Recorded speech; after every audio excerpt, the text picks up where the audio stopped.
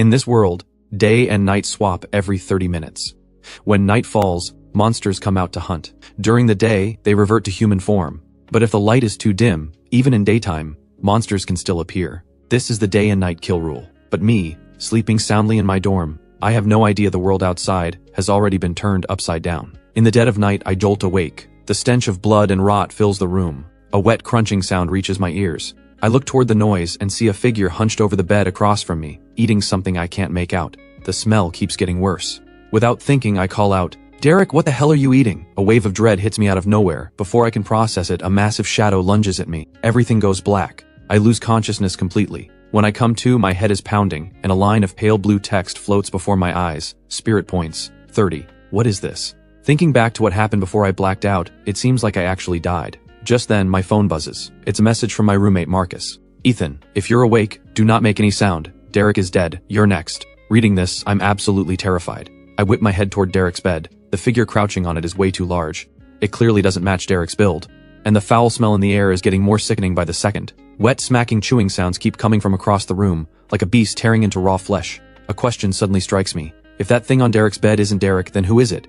And what is it eating? A wave of pure dread washes over me. My phone buzzes again. There's a monster in our room. It can't see, but it hunts by sound. Stay silent and you'll be fine for now. Derek was snoring too loud. That's why it ate him. My eyes go wide. Sound? Isn't a phone vibration also a sound? I scramble to switch my phone to silent mode. The room finally goes quiet. But to my horror, the monster is gone. I'm about to type a reply to Marcus when a chill hits the top of my head. Instinctively, I look up.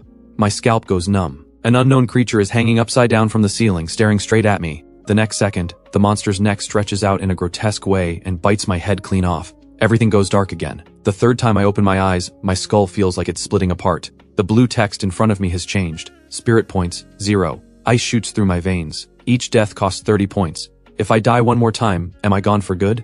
I stare at the massive shape on the opposite bed. It seems to be feeding in a frenzy, and the constant crunching and gulping turns my stomach inside out. I fight back the urge to bolt out of bed and grab my phone to switch it to silent. Right then, a mechanical voice echoes in my mind. Talent awakening detected. Binding initiated. Binding complete. Reward, 30 spirit points. My heart skips. I open the status panel. Name, Ethan. Talent, prophetic dream. Spirit points, 30. Status, redeemable. The talent line grabs my attention instantly. Prophetic dream. Does that mean my deaths just now were all dreams?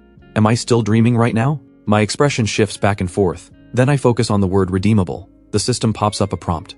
Option 1, 3 attribute points. Boost strength, spirit, and other stats. Option 2, 3 skill points. Upgrade standard skills. Looking at my pathetic skill set, I trade my spirit points for attribute points and start weighing my options. But just as I'm deciding where to spend them, a faint chill brushes the top of my head. I look up and there it is again, that horrifying face. I'm holding my breath, but I'm drowning in a fear I've never felt before. I watch helplessly as that face inches closer and closer. With the last shred of clarity I have, I scream inside my head, "Put everything into spirit!" You have used 3 attribute points.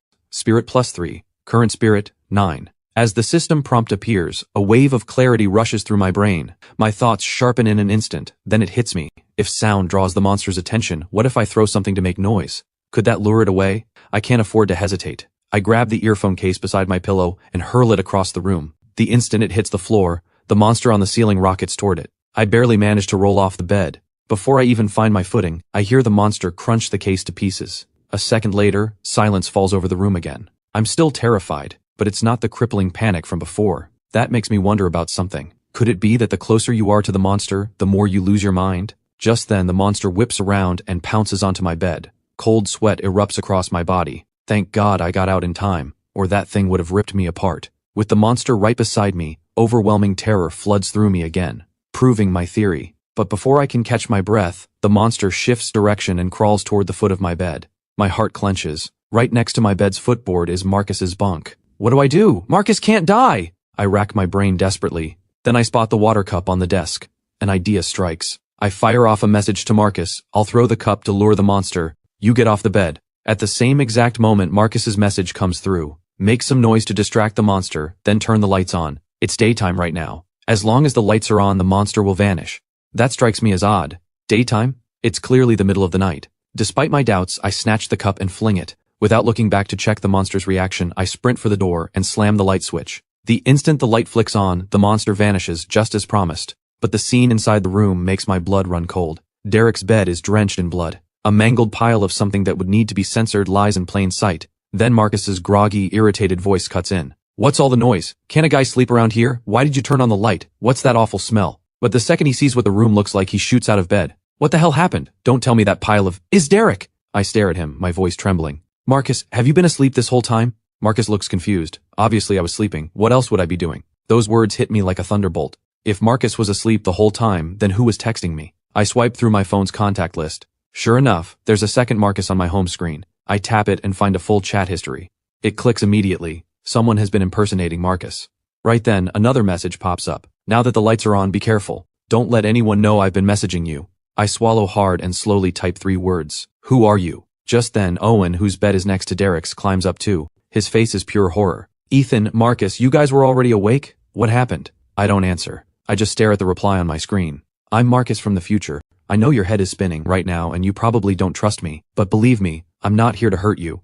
The monster has only disappeared temporarily. Don't let your guard down. In this world, day and night swap every 30 minutes. At night, monsters come out to hunt. During the day, they take human form. But if the light is too dim, even in daytime, monsters can still appear. The time right now is 2:35. At 3 a.m., the monster will return. Before that happens, you must kill Owen, because he is the monster. The dorm is sealed. Until one side is dead, no one can leave. When I read that last line, alarm bells go off in my head. I rush to the door and try to open it, but it won't budge. Marcus strides over and yanks the handle. His face changes too. Why won't the door open? Owen and Marcus rush to the windows, pounding on them, but nothing gives. Owen is panicking. Maybe we should call the police? Marcus's face darkens.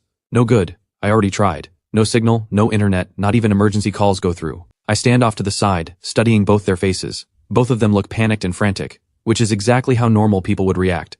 My mind is racing. Logically, I should trust the Marcus in my phone. After all, if he hadn't warned me, I'd probably be dead. But he's telling me to kill Owen. Is this person really Marcus? 1,000 thoughts flood my mind at once. I pinch my thigh hard, forcing myself to calm down. Whether the fake Marcus is telling the truth or not, I need to find the real monster and make it reveal itself, because that's the only way to gain an ally. Acting recklessly will get the other person to turn against me. I might even end up being mistaken for Derek's killer. With that in mind, I decide to test them first. Calm down, both of you. There's something I need to tell you right now. There's a monster in this room. Derek was eaten by it. When I turned on the lights, the monster disappeared, but it's probably still in here. Both of them freeze. Owen starts shaking all over. That's impossible. Monsters can't be real. Ethan, maybe seeing all that blood freaked you out and your brain made you hallucinate? Marcus nods along. Honestly, I'd rather believe this is some kind of prank video. Somebody must have swapped out our doors and windows. Derek's probably hiding somewhere right now, laughing at us. Marcus keeps talking himself into it and walks right over to Derek's bed to check. A moment later, he lets out a scream. This is a real body. Derek is really dead. With both of them spiraling into panic, I take control of the conversation.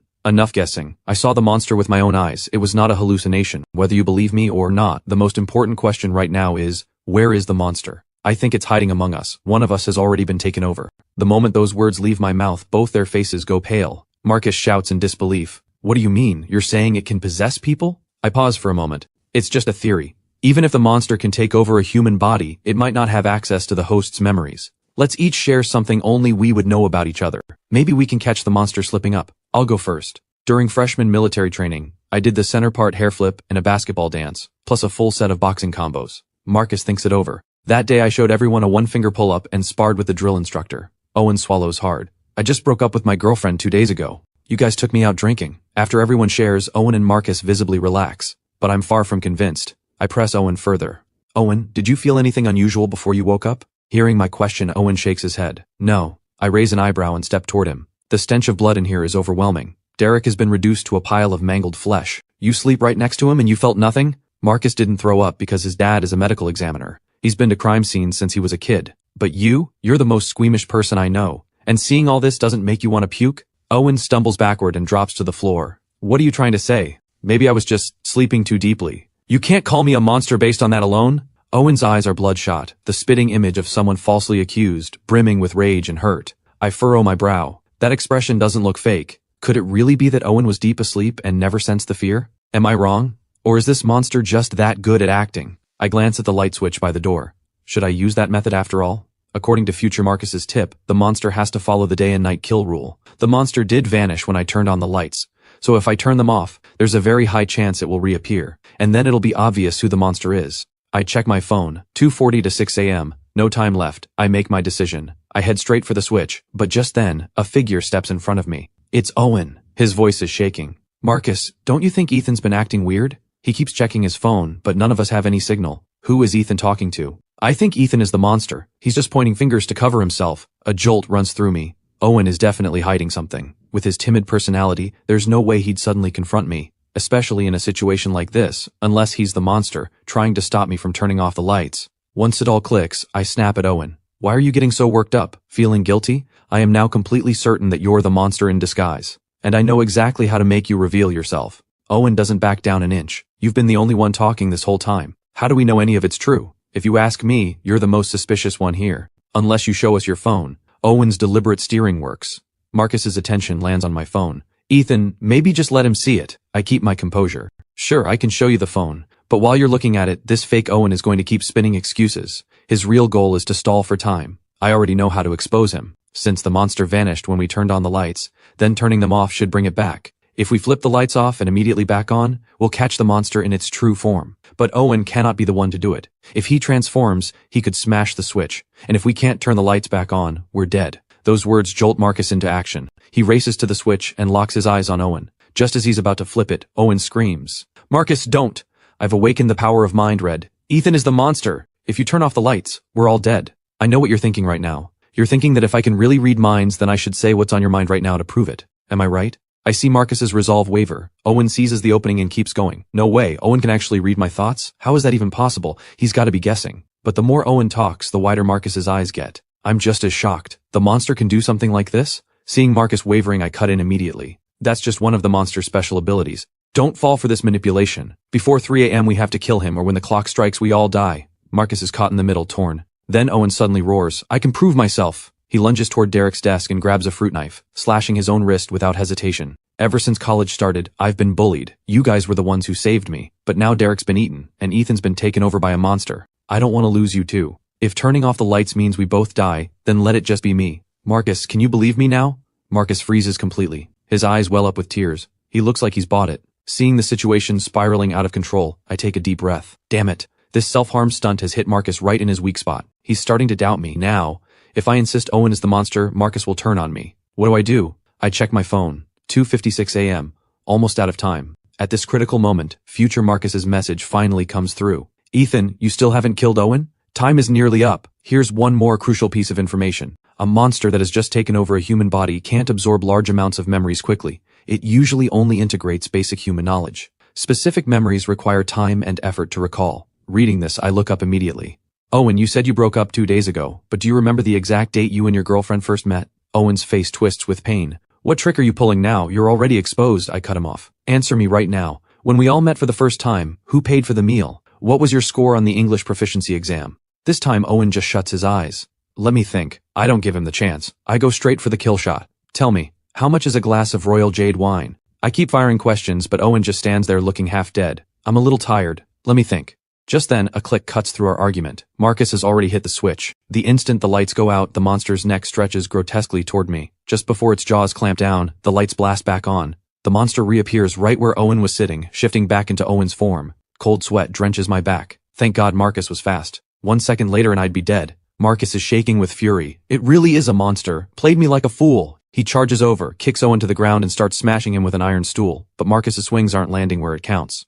I dive in, grab the fruit knife from the floor, and drive it straight into Owen's throat without hesitation. Then I stab his chest several times, and only then do I stop. But Owen hasn't reverted to his monster form. I grab my phone. It's 2:59. Messages from future Marcus are flooding in. Did you kill Owen? I'm running out of time. Remember everything I'm about to tell you. From the moment you step outside that door, don't trust anyone. Get to the rooftop as fast as you can, and jump. It's the only way out. Also, there's a girl in this building named Chloe. If you run into her before you leave, tell her the ritual node is in room 1104. From here on, fight to stay alive. I scan the messages in a blur, no time to read carefully. My fingers fly across the screen. I killed Owen, but why hasn't he changed back into monster form? Future Marcus replies instantly. No, one of my messages failed to send. These monsters have incredible vitality. Only decapitation can guarantee a true kill. Damn it. Something this critical and my message failed. This has to be the rules interfering. My stomach drops. I scramble to pick up the fruit knife. But right then, Owen's mutilated face suddenly curls into a twisted grin. The next second, night falls. Everything in sight vanishes. Marcus's scream starts and cuts off instantly. Then the room fills with the sickening sound of chewing. Survival instinct kicks in and I sprint toward the switch, slamming it again and again. but the lights won't come on. In the darkness, I feel a massive jaw tearing into my chest and stomach. Searing pain rips through me, and I black out completely. In the dead of night dorm room, my eyes snap open. I bolt upright in bed. I'm still alive! The darkness is absolute. I can't see my own hand in front of my face. The only sound is the intermittent crunching beside me. My scalp prickles. I clamp down on my ragged breathing and fumble for my phone. The time, 2:30 a.m. My pupils contract. Was everything before just a dream? I immediately switch my phone to silent. Right then, a familiar mechanical voice echoes in my mind. Talent awakening detected. Binding initiated. Less than a second later, binding is complete. I pull up the system panel with practiced ease. It's identical to before. So that's what this is. This is the prophetic dream. This is the real world now. The 3 consecutive deaths at the hands of the monster all happened inside the dream. After the 3rd death, my spirit points hit 0, and the dream ended. Then I notice my spirit stat is already at 9, so stat boosts gained inside the dream carry over into reality. I check my phone. No messages from Marcus yet. Can that link only be established inside the dream? I take a deep breath. Now's not the time to think about it. The priority is killing the monster. I can't afford to die this time. I reach for the wireless earbuds by my pillow and toss them across the room. With a sharp clatter, the hulking creature lunges after the sound, just as expected. I seize the opening, jump down, grab the cup off the desk and hurl it. The instant it shatters, I sprint to the light switch by the door and flip it on. Marcus's irritated voice comes immediately. Why'd you turn on the light? What's that awful smell? Then Owen sits up in bed. Ethan, Marcus, you guys were already awake? What happened? I don't waste words. I just run to the door and pretend to try opening it. The result is obvious. The rules have sealed it shut. Seeing this, Marcus and Owen both rush over. Of course I know the door won't open. I only did that to lure Owen close to me. I pull up my status panel again. System, allocate my points. All into strength. You have used 3 attribute points. Strength plus 3. Current strength, 8. A searing ache floods my entire body as every muscle swells in an instant. Right now I feel like I could punch through a brick wall. Owen notices something is off. He hurries over. Ethan, what's happening to you? But before he can finish, I lash out with a brutal kick. Owen slams into the wall. Marcus goes pale with shock. He grabs my arm. What are you doing? I twist his wrist and pull him back to the light switch. Owen is the monster. Derek was eaten by him. My grip alone stuns Marcus. In his mind, I've always been the scrawny one. But now I'm stronger than he is. I raise my phone in one hand, aiming the flashlight beam straight at Owen. My other hand rests on the light switch. Marcus, watch closely. Click. The lights go out. Owen's scrawny frame instantly warps and swells, morphing into a monster at least 2 meters tall. Before Marcus can even react, the creature is already hurtling toward us. Click. The lights flood back on. Owen reverts to his original form, slumped on the floor, as if everything just now was an illusion. Marcus's eyes are wide open. He can't believe what he just saw. But I'm already on the move, snatching the fruit knife off Derek's desk, giving Owen 0 chance to say a single word. With 8 points in strength, Owen can't fight back at all. I pin his head down, and with one clean stroke, sever his head from his body. Staring at the decapitated monster on the floor, I feel almost dazed. This time it went so smoothly. At that moment the system's mechanical voice rings in my head. You have killed a phantom clone. I snap out of my daze. Phantom? What is that? A creature this cunning and vicious was merely a clone. Then how terrifying must the original body be, remembering future Marcus's final warning in the dream. That I shouldn't trust anyone from the moment I walk out that door. It's clear this entire building is crawling with danger. I steady my nerves and check the system prompt. Spirit points plus 10. First aberration kill detected. You may select one transcendent skill. Options are as follows. Transcendent skill 1, Mind Read. By placing your palm on a target's body you can read their inner thoughts. Transcendent skill 2, Frenzy. While active, your strength and agility increase by 50%, and pain is reduced by 50%. Transcendent skill 3, Replication. You can separate any body tissue to form a clone. The clone stats are 50% of your own. Choose within 10 seconds. Failure to choose forfeits the reward. My first reaction is pure excitement. Killing aberrations actually yields spirit points. That's the foundation for getting stronger. But then I start weighing my options carefully. All 3 abilities are useful. Frenzy boosts raw power, but compared to the monsters I faced in the dream, it's still not enough. Replication could catch enemies off guard, at the perfect moment, but with only 50% of my stats, the clone would get destroyed instantly by these monsters. Mind Read offers the highest margin for error. If I face another impossible choice, at least I can make one precise call. With that, I make my decision. I choose Mind Read. The system responds instantly. You have acquired transcendent skill, Mind Read. I let out a long breath. From the moment I got out of bed to now, barely 3 minutes have passed, yet it feels like a lifetime. Marcus is still cursing in disbelief behind me. I walk over and pat his shoulder. Marcus, I know you have a ton of questions, but we're running out of time. I'll only ask you once. From here on, can you trust me unconditionally? No matter what I do, will you have my back? Marcus nods without a second's hesitation. What kind of question is that? Of course I trust you. We're brothers from different mothers, man. I'd give you the shirt off my back. I ignore his joking around, grip the fruit knife, and open the dorm room door. The moment I step across the threshold, an indescribable wave of blood stench slams into my nostrils. The hallway looks like something out of hell. Everything is bathed in a dim, bloody hue. Not far ahead, more than a dozen people are clustered together, voices overlapping with shouts of, "Hit him! Kill him!" I instinctively want to retreat, but my shoe makes a wet, sticky sound on the floor. That small noise draws every eye. Someone yells, "Room 412's door just opened!" Instantly, a wall of stairs locks onto us. 2 people came out this time? Are they both monsters? Doesn't matter, grab them first. The crowd surges forward, all talking at once. I tense up. My original plan was to head straight for the rooftop the moment I got out. But the horrifying, blood-soaked scene in this hallway makes me reconsider. These students look terrified, yet none of them have left. That can only mean one thing: they're all trapped. I don't hesitate. I trade my last 10 spirit points for 1 attribute point and dump it straight into strength. Then I tighten my grip on the fruit knife, ready to strike first. Right then, a system alert that makes my scalp tingle appears before my eyes. You have entered the Twilight Nexus. Mandatory quest activated. The night fiend lurking in the darkness has noticed you. Every decision you make will be a test of life and death. Objective: prevent the night fiend's ascension. Reward: choose one of 3 random divine sequences. Failure results in forced elimination. Time limit: 4 a.m. Quest begins. Just as I'm processing all this, a cold voice cuts through from the back of the crowd. "Everyone, shut up." A student carrying a baseball bat steps out from the group. I recognize him instantly: Preston, the student council president. The guy who always has an entourage around him, who has never had any respect for regular students like us. Preston stops half a step in front of me. "How did you kill the monster? How did you get out? You'd better tell me everything that happened in your room." I raise an eyebrow and fire back. "What happened out here in the hallway? Why are so many people dead?" "Start talking." Preston's face darkens, but after sizing up the muscular Marcus standing next to me, he swallows his anger and explains. "Here's what happened. Last night, someone who couldn't sleep went wandering and found that everyone in several rooms was dead. That woke the whole floor. But 3 rooms still couldn't be opened. No cell signal, no internet, not even emergency calls. All of us were trapped. Then around 2 a.m., every light on the floor went out at once. Total darkness.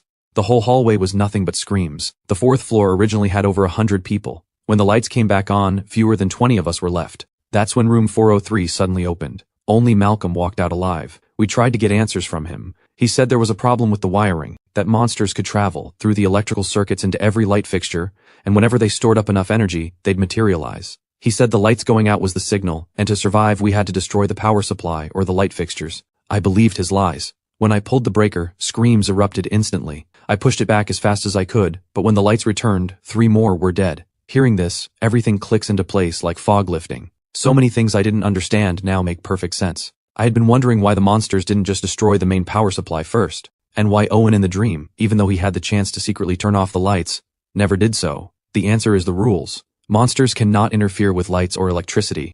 They can only manipulate humans into doing it for them. Preston suddenly rounds on us. "Now that you 2 are out, tell me exactly what happened in your room and how you killed the monster. If you don't cooperate, we'll assume you're monsters too." Preston's words strike a chord with the crowd.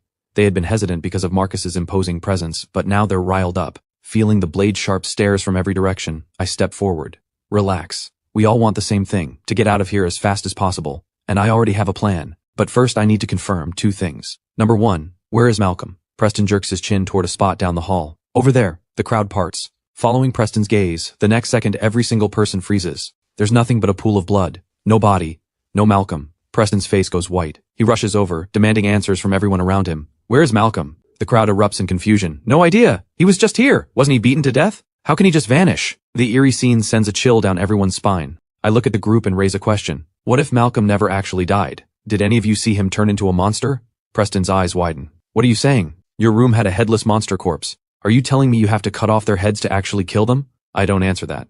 Instead, I fix my eyes on Colt, the lackey standing beside Preston. "How much is a glass of royal jade wine?" Colt blinks. "What are you even talking about? That makes no sense." My expression doesn't change. "I'm giving you 1 chance. Answer. Now." Colt turns to Preston with a scowl. "Preston, these 2 are screwing with us on purpose. They don't want to cooperate. I bet they're just like Malcolm, both monsters in disguise. Let's take them down." Colt is about to keep talking, but I explode into action, seize Colt's head, and slash in one swift motion. With 9 points in strength, Colt's neck snaps clean apart. The gruesome sight sends the crowd stumbling backward. Then they raise their weapons, ready to rush me. I point down at Colt's body. "You sure you want to do that? Open your eyes and see for yourselves who the real monster is." Every head turns. Colt's body is already twisted and bloated, morphing into a grotesque creature. Preston starts trembling uncontrollably. Colt was a monster? How is that possible? He was with us the whole time. Is every monster disguised as a human? The crowd erupts into murmuring. My voice cuts through and pulls them back. The monsters hide among us. That is the day and night kill rule. When night falls, monsters emerge to kill. When day arrives, humans get their chance to find and eliminate them. The tightly packed crowd scatters apart. Every pair of eyes now carries a flicker of suspicion. Seeing this, I let out a cold laugh. I've now killed 2 monsters. I have the strongest case for being human. Anyone who comes after me is more likely to be a monster themselves. And one more thing. Anyone who tries to stir up panic or turn people against each other deserves what's coming, monster or not. My gaze sweeps across the crowd. Every person I lock eyes with looks away. Finally, my stare lands on a burly, heavyset guy. You're Wade, right? You're Colt's roommate, and he bullied you constantly. You should hate Colt's guts. So why were you so eager to defend him just now? Tell me, how much is a glass of royal jade wine? The moment I say it, the crowd remembers the question I asked Colt right before I killed him. They put 2 and 2 together and back away from Wade. Wade's face turns white. You don't actually think I'm a monster, do you? $180 a glass. Hearing the answer, I fire another question.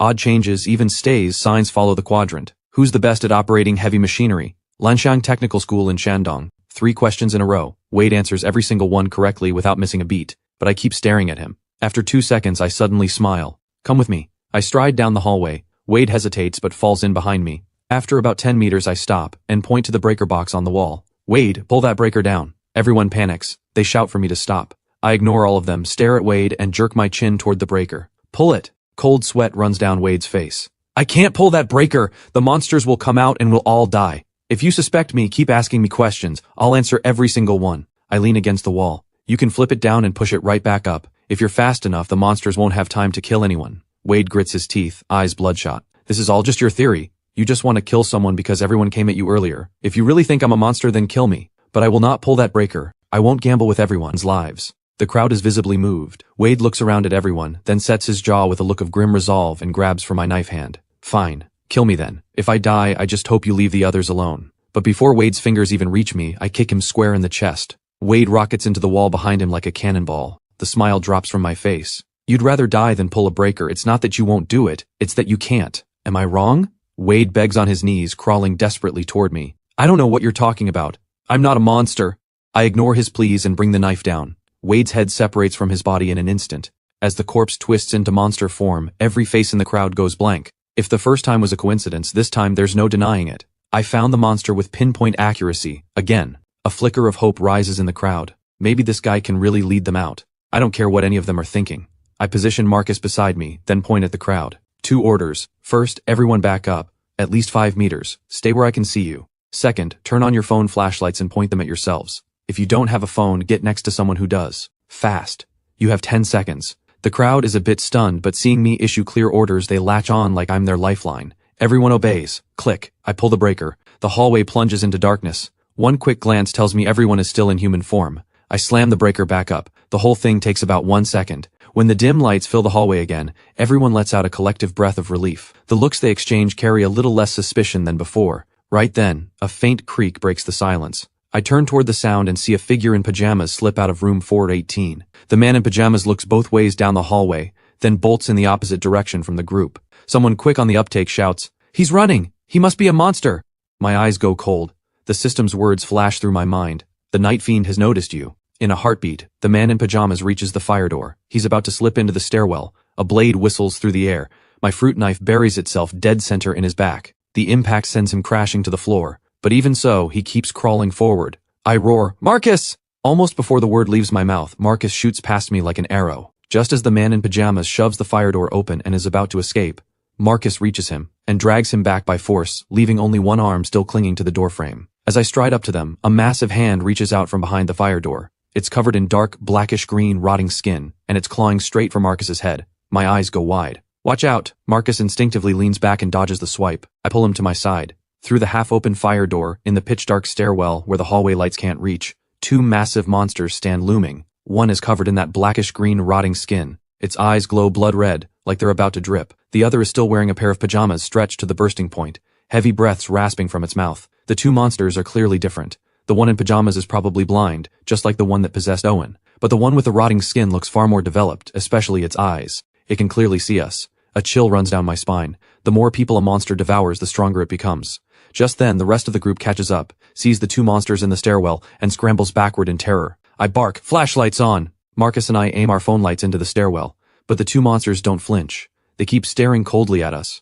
Only when several more people find the courage to add their flashlights do both monsters finally retreat down the stairs. Preston's face lights up. Everyone gather around. If we all keep our flashlights on, the monsters won't dare come near us. The crowd perks up, every hopeful eye on me, waiting for me to take the first step. Seeing this shameless display, I laugh. Why don't you go first? Preston acts like it's obvious. You're the strongest one here. Of course you should lead. You can't seriously expect us regular people to go first. If something happens, we wouldn't stand a chance. I read every face in the crowd, then I scoff. I think there's been a misunderstanding. I said I had a way to get out of here. When did I ever say I'd take you with me? The moment those words land, every face in the crowd goes pale. Before this, they were on the verge of total despair. It was my display of superhuman strength and consecutive monster kills that gave them a sliver of hope, but now I'm saying I won't take them along, and that fragile hope shatters instantly. A tall, thin man drops to his knees in front of me. Please no, don't abandon us, take us with you, we'll do anything you say.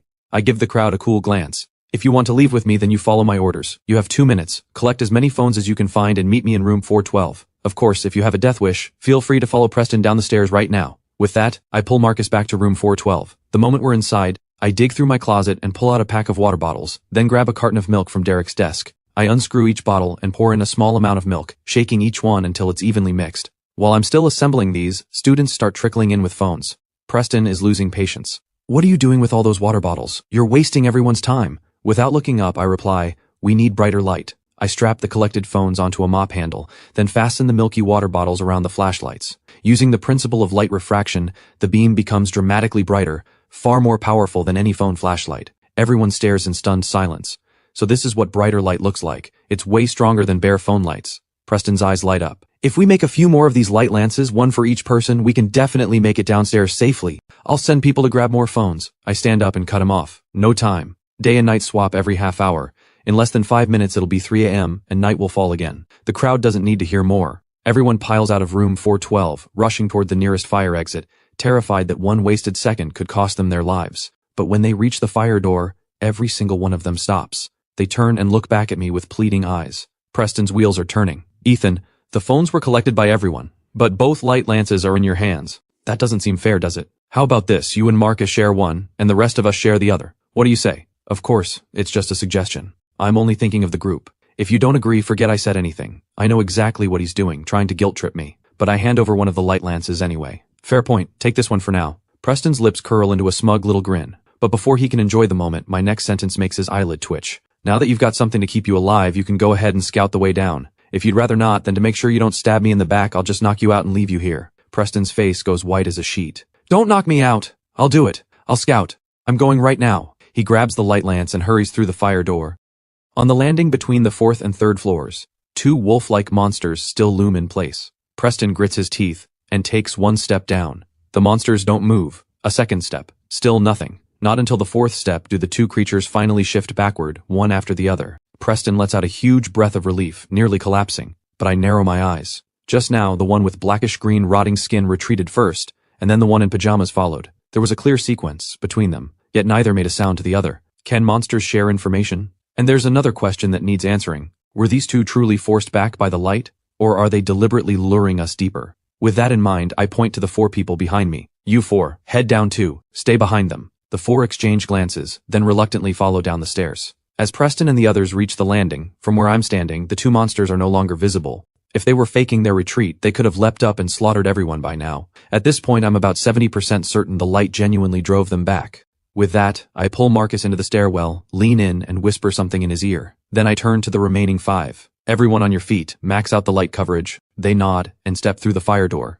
At the same time, under the stunned gazes of Preston and the others, Marcus grips the light lance, plants his feet, and locks into a perfect throwing stance. He hurls it straight at the 2 monsters below. Almost instantly, the one covered in rotting skin leaps downward and vanishes, but the pajama monster is half a beat too slow. When the bright beam hits it, something bizarre happens. The pajama monster dissolves into a blur, streaking up the staircase toward us. I whip my head around and see, in the hallway beyond the fire door, a young man in pajamas materializing out of thin air. I let out a sharp shout, lunge forward, yank the fruit knife free, and slash downward. The blade buries itself in the back of its neck. With the pajama monster dead, I waste no time. I shout to the remaining 5, downstairs, now! And charge down. Seeing Preston and the others frozen in place, I don't bother with words. I snatch the light lance right out of Preston's hands. Keep up, don't fall behind. Just like that, we reach the ground floor lobby. Over a dozen mangled corpses greet us, but I only spare them a glance before heading straight for the building manager's office. Unlike a regular student dorm room, the manager's office has a wooden door plus an outer lattice iron gate, and that iron gate is exactly why I came here. I stride into the office, reach the metal bunk bed in the corner, and start dragging it. Everyone get over here. Help me move this bed to the doorway. They obey without question. Then suddenly someone shouts in fury, "Preston, what the hell are you doing?" Everyone turns to look. Preston has somehow grabbed the manager's keys, slammed the iron gate shut, and locked all of us inside. "You bunch of idiots, just sit here and die!" The crowd erupts in cursing, but Preston is already gone with the keys. I cut through the chaos with a cold voice. "Forget him. Help me barricade the door. We're running out of time." Meanwhile, Preston has reached the main entrance, but no matter how he twists the key, the door won't open. Just as sweat pours down his face, there's a snap. The key breaks off inside the lock. The very next second, without any warning, every light vanishes at once. Night has fallen.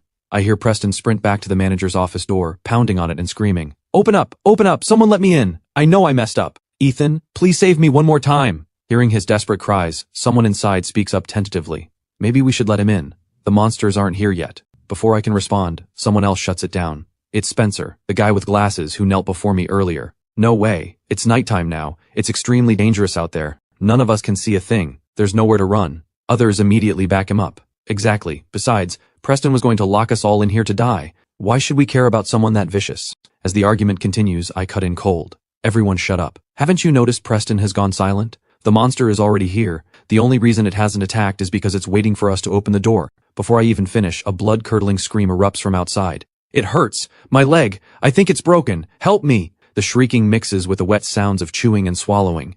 Everyone's blood runs cold. A dark thought settles in my gut.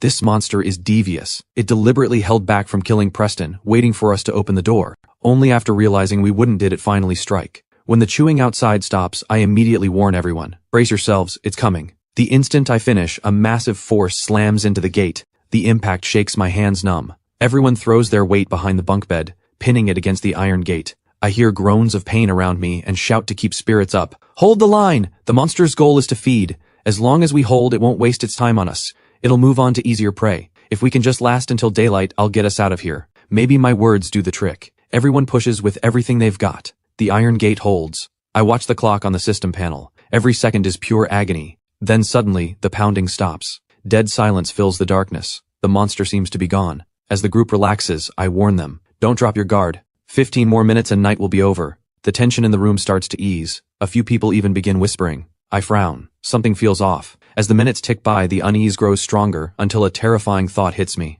My voice cuts sharp. "Everyone, count off. Starting with me." 10 numbers ring out one after another. A brief silence. Then someone speaks up, confused. "Wait, only 10?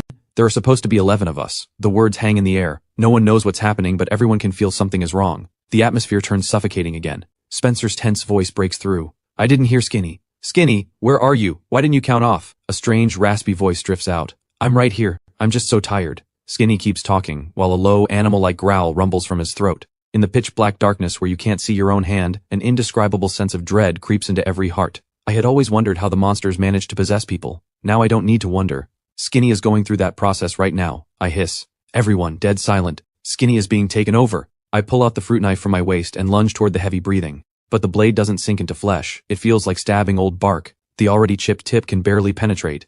I refuse to give up and try again. But then, a tidal wave of terror crashes over me. My mind starts to scramble. Skinny has been fully taken over by the monster. The moment that clicks, I scramble backward. Only after putting some distance between us does the fear start to fade. Someone shouts in panic. "What happened? How did Skinny get possessed? Aren't we supposed to keep locking the door?" But before he can finish, a deep, bestial roar cuts through the dark, followed by a piercing scream. The thick stench of blood floods the entire room. People panic, knocking things over. Someone tries to open the door. I keep my voice low but sharp. "Shut up! Not a single sound." A freshly possessed monster is blind. It can only hunt by sound. Right then the chewing stops. My heart lurches. I instinctively duck and shift to a new spot. A massive impact hits exactly where I was just standing. Every hair on my body stands on end. I only moved out of caution, and it just saved my life. The Night Fiend has marked me. I'm its primary target. By now, the others have lost all reason. "The monster is inside. Why are we still in here? Let's get out. Stop listening to Ethan. He's trying to get us killed." I hear them shoving the bunk bed aside, metal screeching against the floor. I block it all out. I warned them. That's all I could do. Some people are determined to die. Screams and the sounds of ripping flesh fill the room one after another. Then, as the final second of 3:20 to 9 a.m. ticks away, blinding light explodes into existence, banishing every trace of darkness. As my eyes adjust, the sound of shattering glass rips through the air. Skinny is charging at me with a broken beer bottle. He used to be thin as a stick, but now every muscle in his body is swollen and engorged with blood. His speed has jumped dramatically. In a blink, he flanks me. I watch the beer bottle about to crash into my skull twist sideways to dodge, and grip the fruit knife tight in my right hand, driving it hard towards Skinny's gut. But Skinny dodges my strike with ease and slashes a cut across my face. In a flash, I recall the frenzy description from the transcendent skill options the system offered after my first kill. Activating it boosts strength and agility by 50%. Damn it.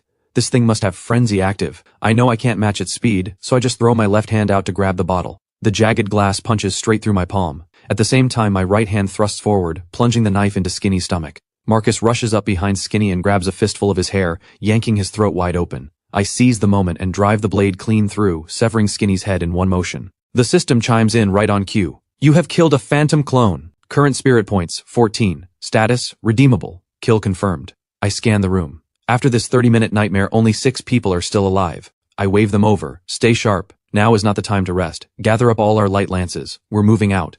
Gritting through the pain, I pull the biggest glass shards from my palm and tear off a strip of cloth to wrap it. Everyone watching flinches. Spencer looks at me with concern. Shouldn't we find a first aid kit? Disinfect it and bandage it properly? If it gets infected, that's bad news. I shake my head. No time for that. Maybe it's because my physical stats have jumped so much, but while the pain is real, it's far more bearable than I expected. With everyone ready, Marcus holds 2 light lances. The phones inside still have plenty of charge. A thought suddenly hits me. I remember that to stay on good terms with the building manager, I once gave him a heavy-duty tactical flashlight. It's the kind of thing he'd keep within easy reach. With that in mind, I search the room. Sure enough, I find it on the windowsill in the corner. I give it a quick check. All functions are working perfectly, and the battery still has 2 bars. I let out a breath of relief. With this, our survival odds just went way up. Spencer raises a question. What's our next move? The main exit is sealed by some kind of force. How are we supposed to get out of here? I turn toward the window. There's only one way out. Climb to the roof and jump. The second those words leave my mouth, every face in the room goes pale. Spencer can't believe his ears. This building is 11 stories tall. Jumping is suicide. Are you sure that actually works?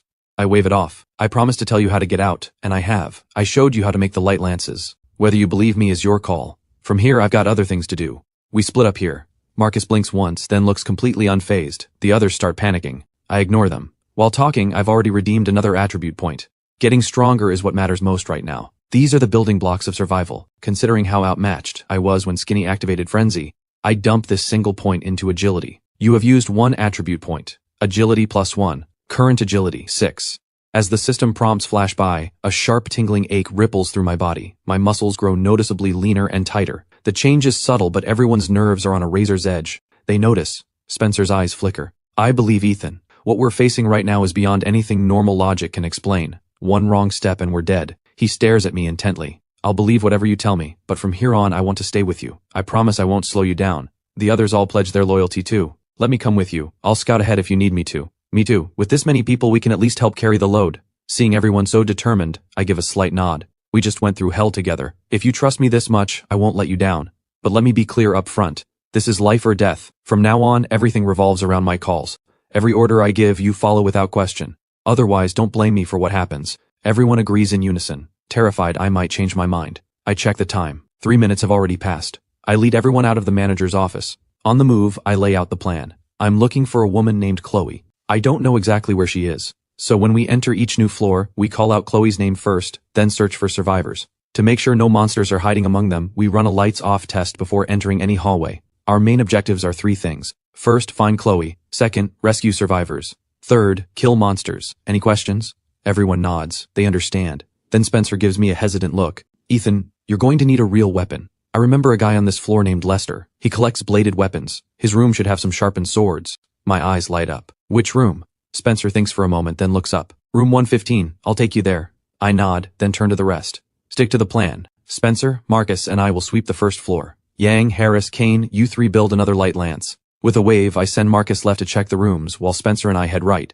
We move fast. No survivors. Every door along the way is already open, each revealing a blood-soaked scene inside. I shout Chloe's name anyway, just in case. We quickly reach room 115. 3 bodies lie across this 4-person dorm. Spencer scans the room, goes straight to the innermost wardrobe, and pulls out 3 bladed weapons. What I see is a tang saber, a spring blade, and a Han greatsword over 2 meters long. I was going to pick the tang saber or the spring blade, but the moment I take the weapons from Spencer's hands, my mind changes instantly. All 3 are sharpened, but the saber and the spring blade are too light.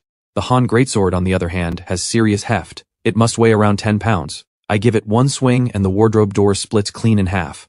I hand the spring blade to Spencer. The Tang saber goes to Marcus. Take this spring blade for self-defense. But Spencer pushes it back. Give it to Kane, he's a lot more built than I am. It suits him better. Seeing Spencer's hesitant expression, I narrow my eyes. You pulled me aside on purpose. Say what you need to say. Spencer's face flushes. I know you don't actually want to go alone. Having us around makes you safer. But I'm asking you not to treat me as expendable, like Kane and the others. My brain can be useful to you. Take just now, for example. I'm the one who steered the others into following you willingly. And if danger comes, I can get them to volunteer as a rear guard. Spencer adjusts his glasses, waiting anxiously for my answer. I see right through him. All those noble-sounding words, but the truth is he's scared that the rooftop escape might be a lie. That's why he insists on sticking with me. I don't call him out. 2 minutes are up. As for your offer, let's talk about it after we make it out alive. Spencer's face goes red. He's about to say more when Marcus's voice booms from the doorway. Alright, quit whining. Your boy Marcus is vouching for you. Just don't pull any stunts and Ethan won't hang you out to dry. Marcus strolls in, spots the blades in my hands, and his eyes light up. Oh hell yes. Look at all this gear. That one's mine. He grabs the Tang saber and spins it with a flourish, grinning ear to ear. I turn to Spencer with a smirk. See? Marcus is the real boss around here. You're barking up the wrong tree. I throw an arm around Marcus and walk out. After linking up with the three making the light lance, I lead everyone to the third floor to search. The moment we arrive, I catch faint voices from the last room down the hall. Malcolm, your head is bleeding so much. Are you really okay? Maybe we should call an ambulance. Then I hear a reply. Relax, I told you, I'm fine, my head just hurts a little. Turn the lights off for me. My eyes narrow. Malcolm is the monster that escaped on the 4th floor. I didn't expect him to end up here. I send Marcus and the others to search elsewhere, then charge to the last room and kick the door wide open. The people inside jump in fright and scramble to the corners. The moment I step in, Malcolm drops his act and lunges at me, arms flailing. I step back half a pace and swing the sword one-handed. The 10-pound Han greatsword moves like it weighs nothing in my grip. The next instant, Malcolm's head sails through the air. Less than 5 seconds and he's decapitated. The body on the floor reverts to monster form. You have killed a phantom clone. Current spirit points, 21. Status, redeemable. Without hesitation, I push my agility straight to 8. Right then, a horrified voice shrieks beside me. You just killed someone! I turn and see 4 survivors scared out of their minds, barely standing. Just to be safe, I flip the lights off for a test. Thankfully, all 4 remain in human form. I turn and walk out. No time to explain. This building is full of danger. If you want to live, follow me now. The words barely leave my mouth before all 4 come scrambling after me, yelping. Outside, I meet up with Marcus. He's pumped. He just took down a monster on his own. I'm pleasantly surprised. Feel anything different? Marcus grins wide. Sore all over, but man, what a rush. My muscles feel pumped and tight. I pause. Nothing else? Like any sounds? Or something strange in your field of vision? Marcus stretches. Nah, nothing like that. I just feel a bit stronger. Wait, does killing monsters actually boost your body? That's awesome! A twinge of disappointment hits me. It seems Marcus hasn't awakened a talent. After a brief rest, I lead the group upward. With more people, the search goes much faster. But we've cleared most of the building and there's still no sign of Chloe. I don't let it get to me. My power keeps growing. If I still can't find Chloe by the end, I'll storm room 1104 alone and leave the rest to fate. On the way to the 7th floor, I freeze mid-step. Quiet. Something's up there. Everyone behind me goes silent. I aim the flashlight upward and spot several massive shapes staring down at us. I wave the group forward. Up. Keep moving. I take the stairs in long strides. We quickly reach the 7th floor. Every light here is dead. Under the tactical flashlight's beam, all I see is a hallway littered with severed limbs. I frown. Everyone on this floor is probably dead. Call out a few times. See if Chloe is here. The group shouts Chloe's name down the 7th floor hallway, but there's no response. I lead them up to the 8th floor. When we pull open the fire door on 8, everyone freezes. Behind the fire door, 2 layers of metal bed frames are jammed in place. Through the gaps between the frames, we can see more heavy objects like wooden boards stacked behind them. Marcus tries to shove it. It doesn't budge an inch. Then we hear a commotion from inside. Hold it! Another phantom is trying to get in. Don't panic. It's daytime. If it gets through, we kill it together.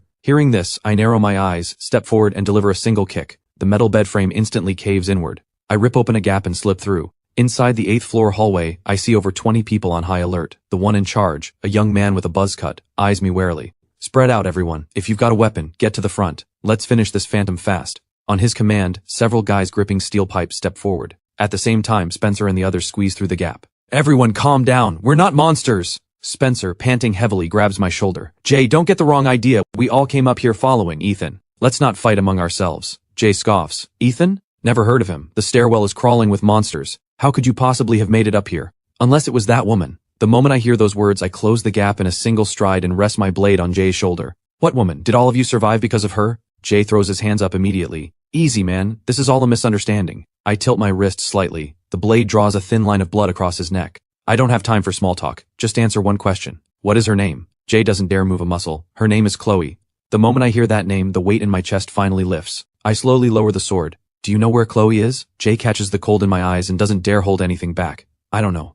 But she said she was going to find some kind of node. She told us to wait here for her. That's all I know. 4 words flashed through my mind. The ritual node. Chloe must know something. I scanned the 8th floor survivors. Roughly 40 people. This is all Chloe's doing. Jay cautiously speaks up. Bro, your name's Ethan, right? We're all human here. No need to be hostile. Before Chloe left, she said, as long as we stay by the fire door and don't go into any dorm rooms, we won't be possessed by the phantoms. She promised she'd come back for us. So you don't need to keep risking your lives either. Just wait here with us until she returns. Jay fishes a pendant from his pocket. Chloe gave me this. The energy field it gives off is enough to protect us for a while. I take it and roll it between my fingers. Cool and smooth, with a single character engraved on the front. The back is covered in dense, tiny text.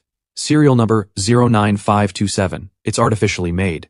I hand the black jade pendant back to Jay and pat his shoulder. We're heading out to find Chloe. You can either keep hiding here or come with me. Jay shakes his head repeatedly. Night falls in about 10 minutes. Why don't you guys stay here a while? Maybe by the next cycle of daylight, Chloe will be back on her own. I don't push him. My reasons for rescuing survivors aren't exactly selfless. I just want the monsters to have fewer people to eat, slowing down their evolution. These people should be safe for now. As for what happens after 4 a.m., that's beyond my control. But my indifference is what makes Jay start to waver, Spencer chimes in. We fought our way up from the ground floor. We should find Chloe any minute now. Besides, Ethan has already killed over a dozen monsters, and he knows a way out. Jay's jaw drops.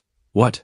You've killed that many phantom clones? And you know a way out that even Chloe doesn't? Jay sets his jaw and looks at me. Waiting around for someone to save us is worse than saving ourselves. I'm going with you. But the moment the 8th floor crowd hears Jay is leaving, they erupt.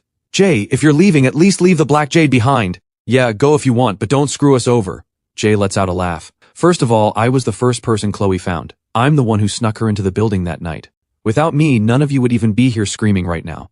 Second, Chloe only lent me this pendant because I helped her. It has nothing to do with any of you. Got it? Seeing the 8th floor crowd still looking resentful, I wave my hand. Jay, stop wasting your breath. Let's go. Marcus, Kane, you two cover the rear. Anyone who wants to follow, let them. But if anyone tries anything, cut him down. I make no effort to hide the killing intent in my voice. The way I look right now, I'm more terrifying than any movie villain. The 8th floor crowd doesn't dare say another word. They can only watch as Jay walks away with me. Marcus and Kane take their positions, blades drawn, blocking the stairway entrance. Once they confirm no one is making a move, they back up and follow us upstairs. When I reach the 9th floor, my expression hardens. Most of the dorm room doors up here are still intact. That means one of two things. Either the students were tricked into opening their own doors, or the monsters ate everyone inside and then opened them. Either way, apart from the 8th floor, the higher we go, the more people have been possessed. Taking in the scene, Jay grabs my arm. I remember Chloe saying that possession doesn't happen all at once, it's gradual. The more people the phantoms consume, the more energy they harvest. When the phantom's main body receives that energy feedback, it can split off even more clones to possess humans. Something clicks in my mind. That energy might be spirit points. But I don't dwell on it. When I notice Marcus and Kane have caught up, I wave the group onward. Keep searching. Suddenly the ceiling lights go dark, the entire building plunges into blackness. Only the group by the fire door still has some light. I grip the sword handle tight. Careful everyone, someone probably pulled the main breaker on the 1st floor. Stay calm, stick to the plan, keep all lights raised, don't let go. But before I can finish, a door bursts open in the distance. A monster covered in blackish green rotting skin charges straight at us. I whip the tactical flashlight up and hit it with the beam. In an instant, the creature dissolves into a blur and vanishes around a blind corner. Everyone is shaken by the terrifying sight. Jay swallows hard. What do we do now? Do we really keep going? I give him a reassuring pat. The arrow is on the string. We have to let it fly. Chloe might be in any one of these rooms. We've come too far to turn back now. I glance at the time. 3:50 a.m. I issue orders immediately. Kane and Marcus, you two take 3 people and search the left side. Blades up front, lights behind. Harris and Yang, you two come with me to the right. Keep the light lances ready. Spencer, you and the rest stay here on standby. If anything happens, provide light support. I take off after the fleeing monster with my flashlight. Jay's shout stops me. Ethan, wait! I'm coming too. I nod and lead the 3 of us into the right corridor. Up ahead, a monster bursts out of room 903 again, shrieking as it tries to lunge. But the light forces it to dissolve back into a blur, retreating into the room. This happens several times, and the monster grows more enraged with each attempt. I slow my pace. I'm not going to rush in blindly. Instead, between surges, I sweep the flashlight across the nearby rooms, checking for hidden monsters lying in ambush. The last thing I need is enemies on both sides. Jay sticks close to me. What the hell is happening? This is insane. Maybe we should go back. This is way too dangerous. Jay tries to keep talking, but I'm already pressing forward during the monster's retreat. Jay and I reach the doorway of room 903. Under the wide beam of the tactical flashlight, the creature can no longer hold its monster form. It freezes as a naked student. The moment it sees me, it screeches and lunges, teeth bared. A flash of steel, and I cut the monster clean in half. Jay stumbles forward in disbelief. Holy crap. You're that strong? I flick the blood off my blade. Jay, hold the light and stay behind me. Harris, Yang, check the other rooms for stragglers. But don't stray too far. While talking, I convert the 20 spirit points from the kill into 2 attribute points. System, 1 point into agility, 1 into strength. But the system prompt makes me frown. Your agility and strength attributes have both reached their cap. Further increases are unavailable. Raise your player level to break through the attribute limit. I think for a moment, then dump both points into spirit. Instantly, my mind sharpens to crystal clarity. My thinking becomes far more fluid. After regrouping, I push forward with Jay, continuing to search. Most rooms still have their doors intact, each containing 3 bodies. Clearly, the 4th person in each room was possessed. We quickly reach the last room on this side. The door is still intact, half open like most of the others. I'm about to push it open when a cool, clear female voice rings inside my head. Careful, there's an ambush. I grab Jay and pull him backward. Move! Right then, the half-open door explodes outward from a massive impact, shattering into pieces. A hulking figure covered in blackish-green rotting skin charges straight at us. If I hadn't pulled back early, it would have been right in my face. Seeing that it's already in frenzy mode, I swing my sword and kill it instantly. But I can't relax, because 5 more wolf-form monsters are crammed inside that room. The moment the first one drops, all 5 burst out toward us, reverting to human form under the light, and surround Jay and me. My blood runs cold. Damn, that first monster was bait. I instantly assess the situation. It's dire. 2 monsters on my left, 2 on my right, and 1 directly behind us. The one behind is practically on top of Jay. Jay is in danger. All of this runs through my mind in 1 second.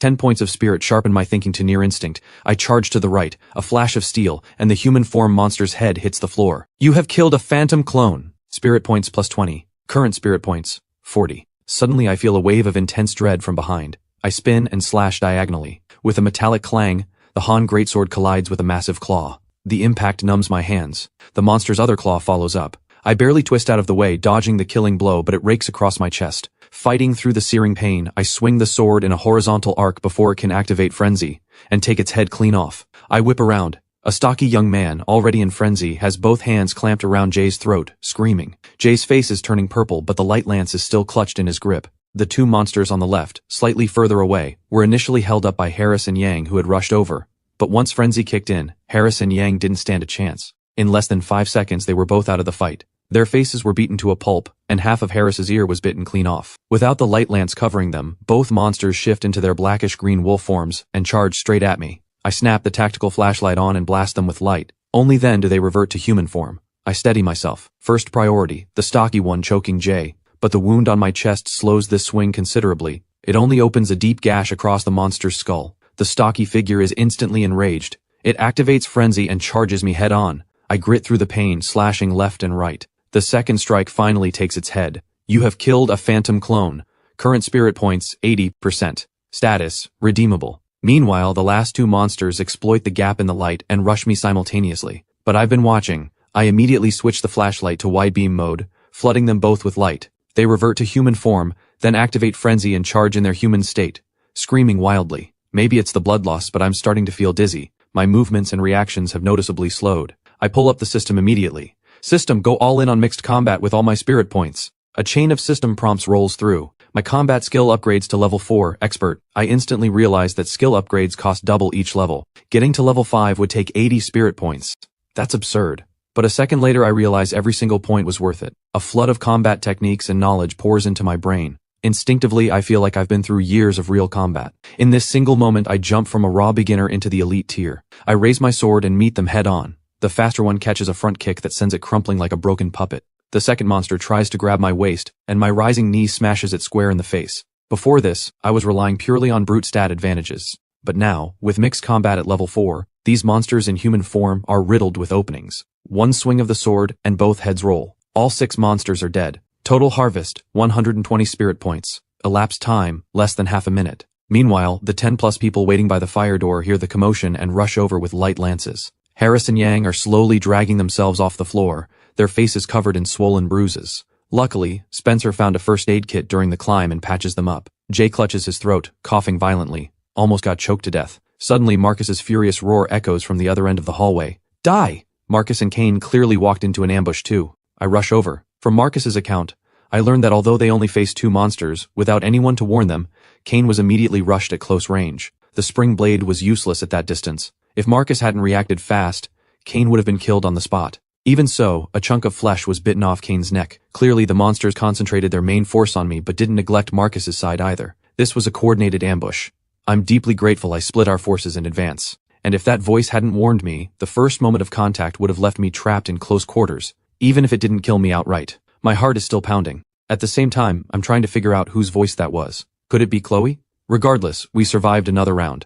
I shake my numb head and check the system alerts that have been piling up. You are currently in a bleeding state. At the current rate, you will lose 10 health points per hour. Current health points, 85%. I look down at my chest. The blood that was gushing moments ago has slowed to a seep. After losing that much blood, only 15 health points gone. That probably counts as a minor wound. A normal person would have gone into shock by now. And then something even more surprising pops up on the system. Your basic swordsmanship has reached level 1, novice.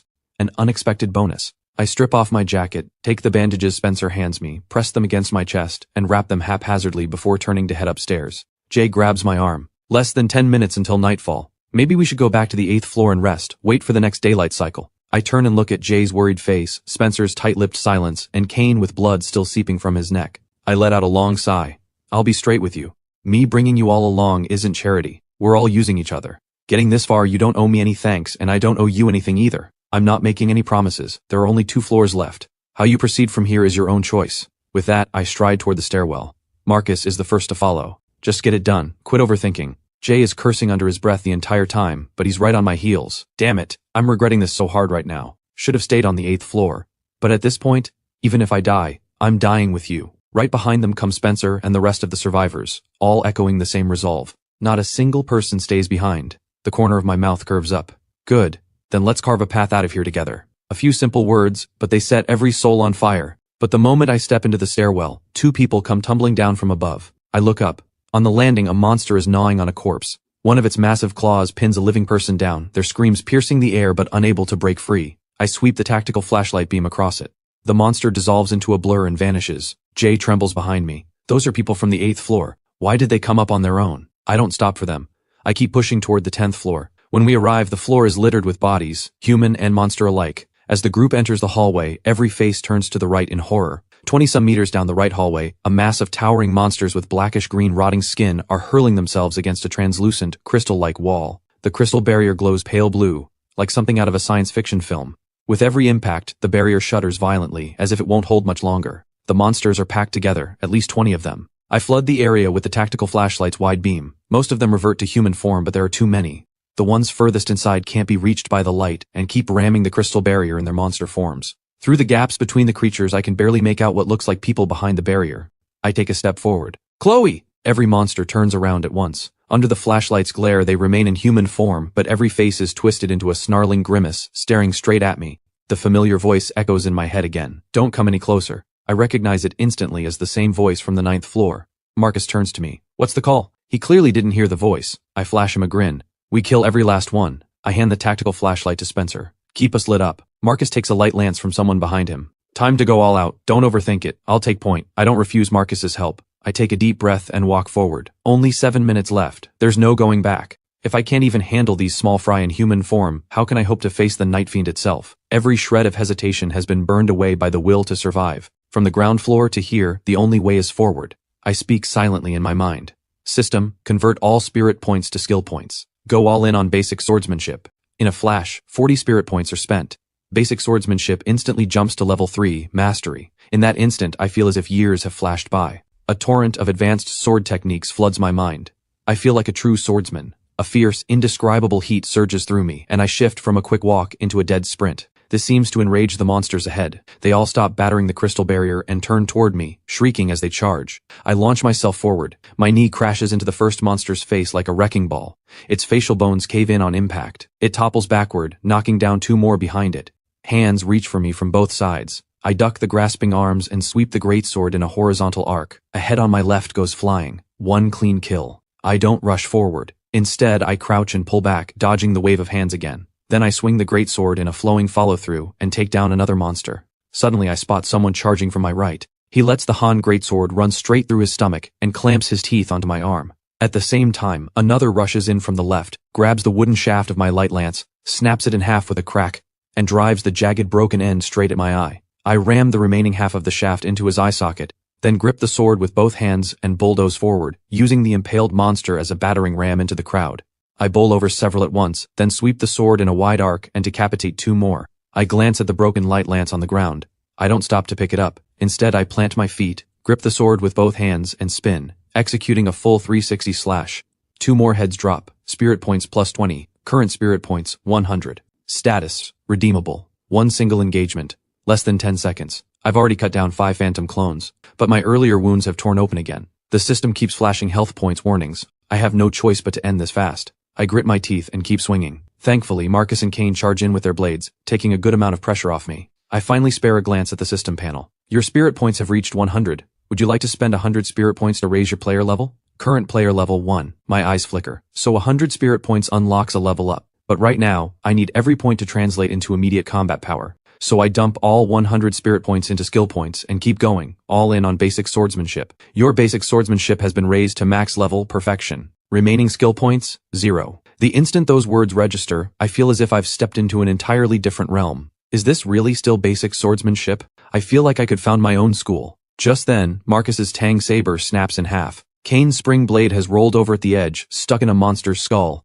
He can't pull it free, and in the next heartbeat he's tackled to the ground. In barely 1 or 2 seconds, both of them are in critical danger. Seeing this, I charge in with my greatsword and free them both without breaking stride. By now, blood is soaking through the bandages on my chest and back. The wrappings are completely drenched.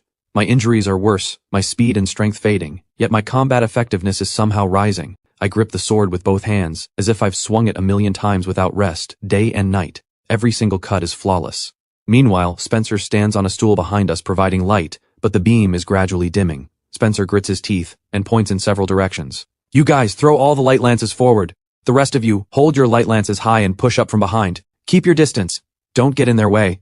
Hearing the voices behind me, a weight lifts off my chest, mid-swing. I abandon the thought of falling back, and take another head. I scan the area. 9 monsters remain, all in frenzy, snarling as they charge. Up ahead, the crystal barrier is now mostly visible. I can clearly see a woman sitting against the wall inside, her hair tied in a high ponytail, watching everything unfold. That must be Chloe. Behind her stand 7 or 8 survivors, likely students who were originally on the 10th floor, now trapped inside, every face twisted with anxiety. I don't have time to look closer. I clench my numb hands and drive the blade through another monster's neck. The Han greatsword has been serving me well, each consecutive slash flowing seamlessly into the next. But the tactical flashlight is dying, flickering in and out. Just as the light is about to go dark, a light lance arcs through the air toward us. It keeps the remaining monster from shifting into wolf form. The light lance floods the area with brightness again. The corner of my mouth lifts. I feel a surge of invisible strength, and the sword in my hands swings with sharper ferocity. As I cut down monster after monster, my spirit points climb rapidly, hitting 100 again.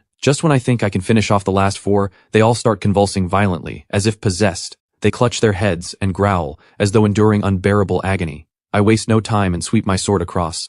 The first one loses its head instantly. I pivot toward the second, but before I can strike, the second one's skull explodes on its own, collapsing into a headless monster corpse. My heart lurches. Something feels very wrong. I don't dare slow down for even a second, and bring my sword down on the third. Right then, an urgent voice rings inside my mind. Stop! But it's too late. My blade has already fallen. The figure suddenly warps and swells, its body shooting up to over 2 meters tall. My powerful downward strike barely sinks 3 centimeters before a razor-sharp claw catches the blade, locking it in place. Then a crushing force shakes my arms until they go numb. Panic grips me. How is this possible? The lights are still on. Why did it transform? And its appearance is clearly different from the blackish-green rotting skin monsters. The voice in my head speaks again. It has been force-fed spirit points. It's now a C-class phantom. When it takes damage or faces a lethal threat, it instantly shifts into aberration form. My scalp goes numb. I watch the black wolf's bristling mane flare out and curse under my breath. It's way too fast. I barely manage to back up and block. But the moment my sword connects, I'm driven back step after step. The black wolf doesn't let up. It lunges again. I roll to dodge the killing blow, but before I can get up, screams erupt behind me. I whip around. The black wolf has bitten through someone's neck. A casual swipe of its claws splits another person's skull wide open. Everyone stumbles backward in terror. After devouring the flesh in a few bites, the black wolf turns and lunges at me again.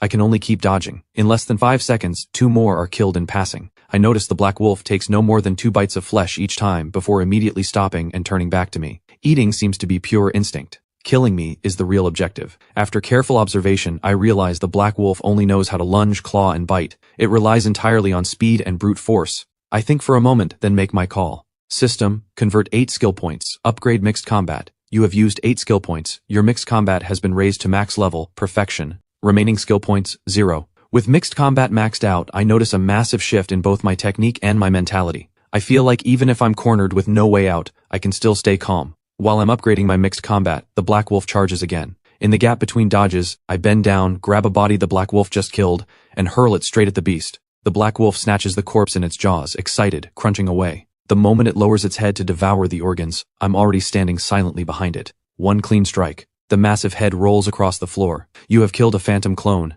Spirit points plus 30. Current spirit points 70. With the Black Wolf finally dead, I'm running on fumes. Blood seeps from wounds all over my body. But before I can catch my breath, the last remaining figure suddenly leaps up and charges straight at me. There's no time to dodge. I can only throw the sword up to block. The Han Greatsword, pushed beyond its limit, snaps in half. The Black Wolf sends me flying. I drag myself off the ground. I look up and see the Black Wolf staring me down with crazed, blood-red eyes, stalking toward me. I shuffle backward. This is it. This one has clearly learned from the last one's mistake. No more reckless charging.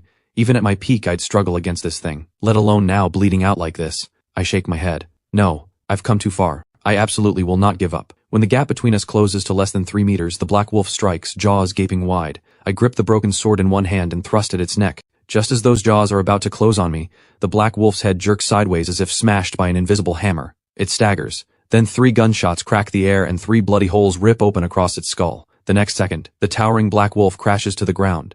I turn around. The crystal barrier has vanished. Standing before me is a tall, slender woman. Her jet black hair is pulled into a high ponytail, revealing a striking face with no trace of makeup. In her hand is a pistol with an almost absurdly large barrel. The people who scattered earlier see the threat is gone and gather back in with their light lances. The woman pulls me to my feet. I told you to leave. Why didn't you? You've been searching for me since the first floor. What do you want? And how did you know I was here? I can't tell her about predicting the future. Just as I'm about to make something up, the woman suddenly smiles. You're about to lie to me, aren't you? My heart jolts.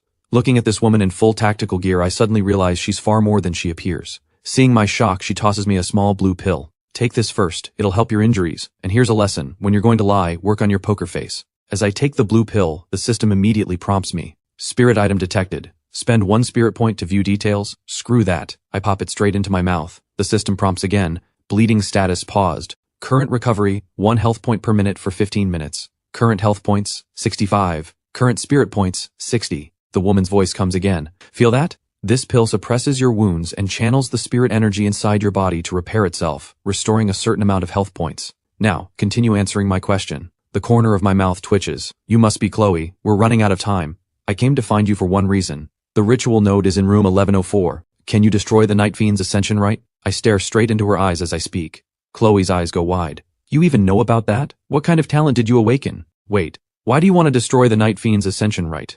Don't tell me this is your system quest.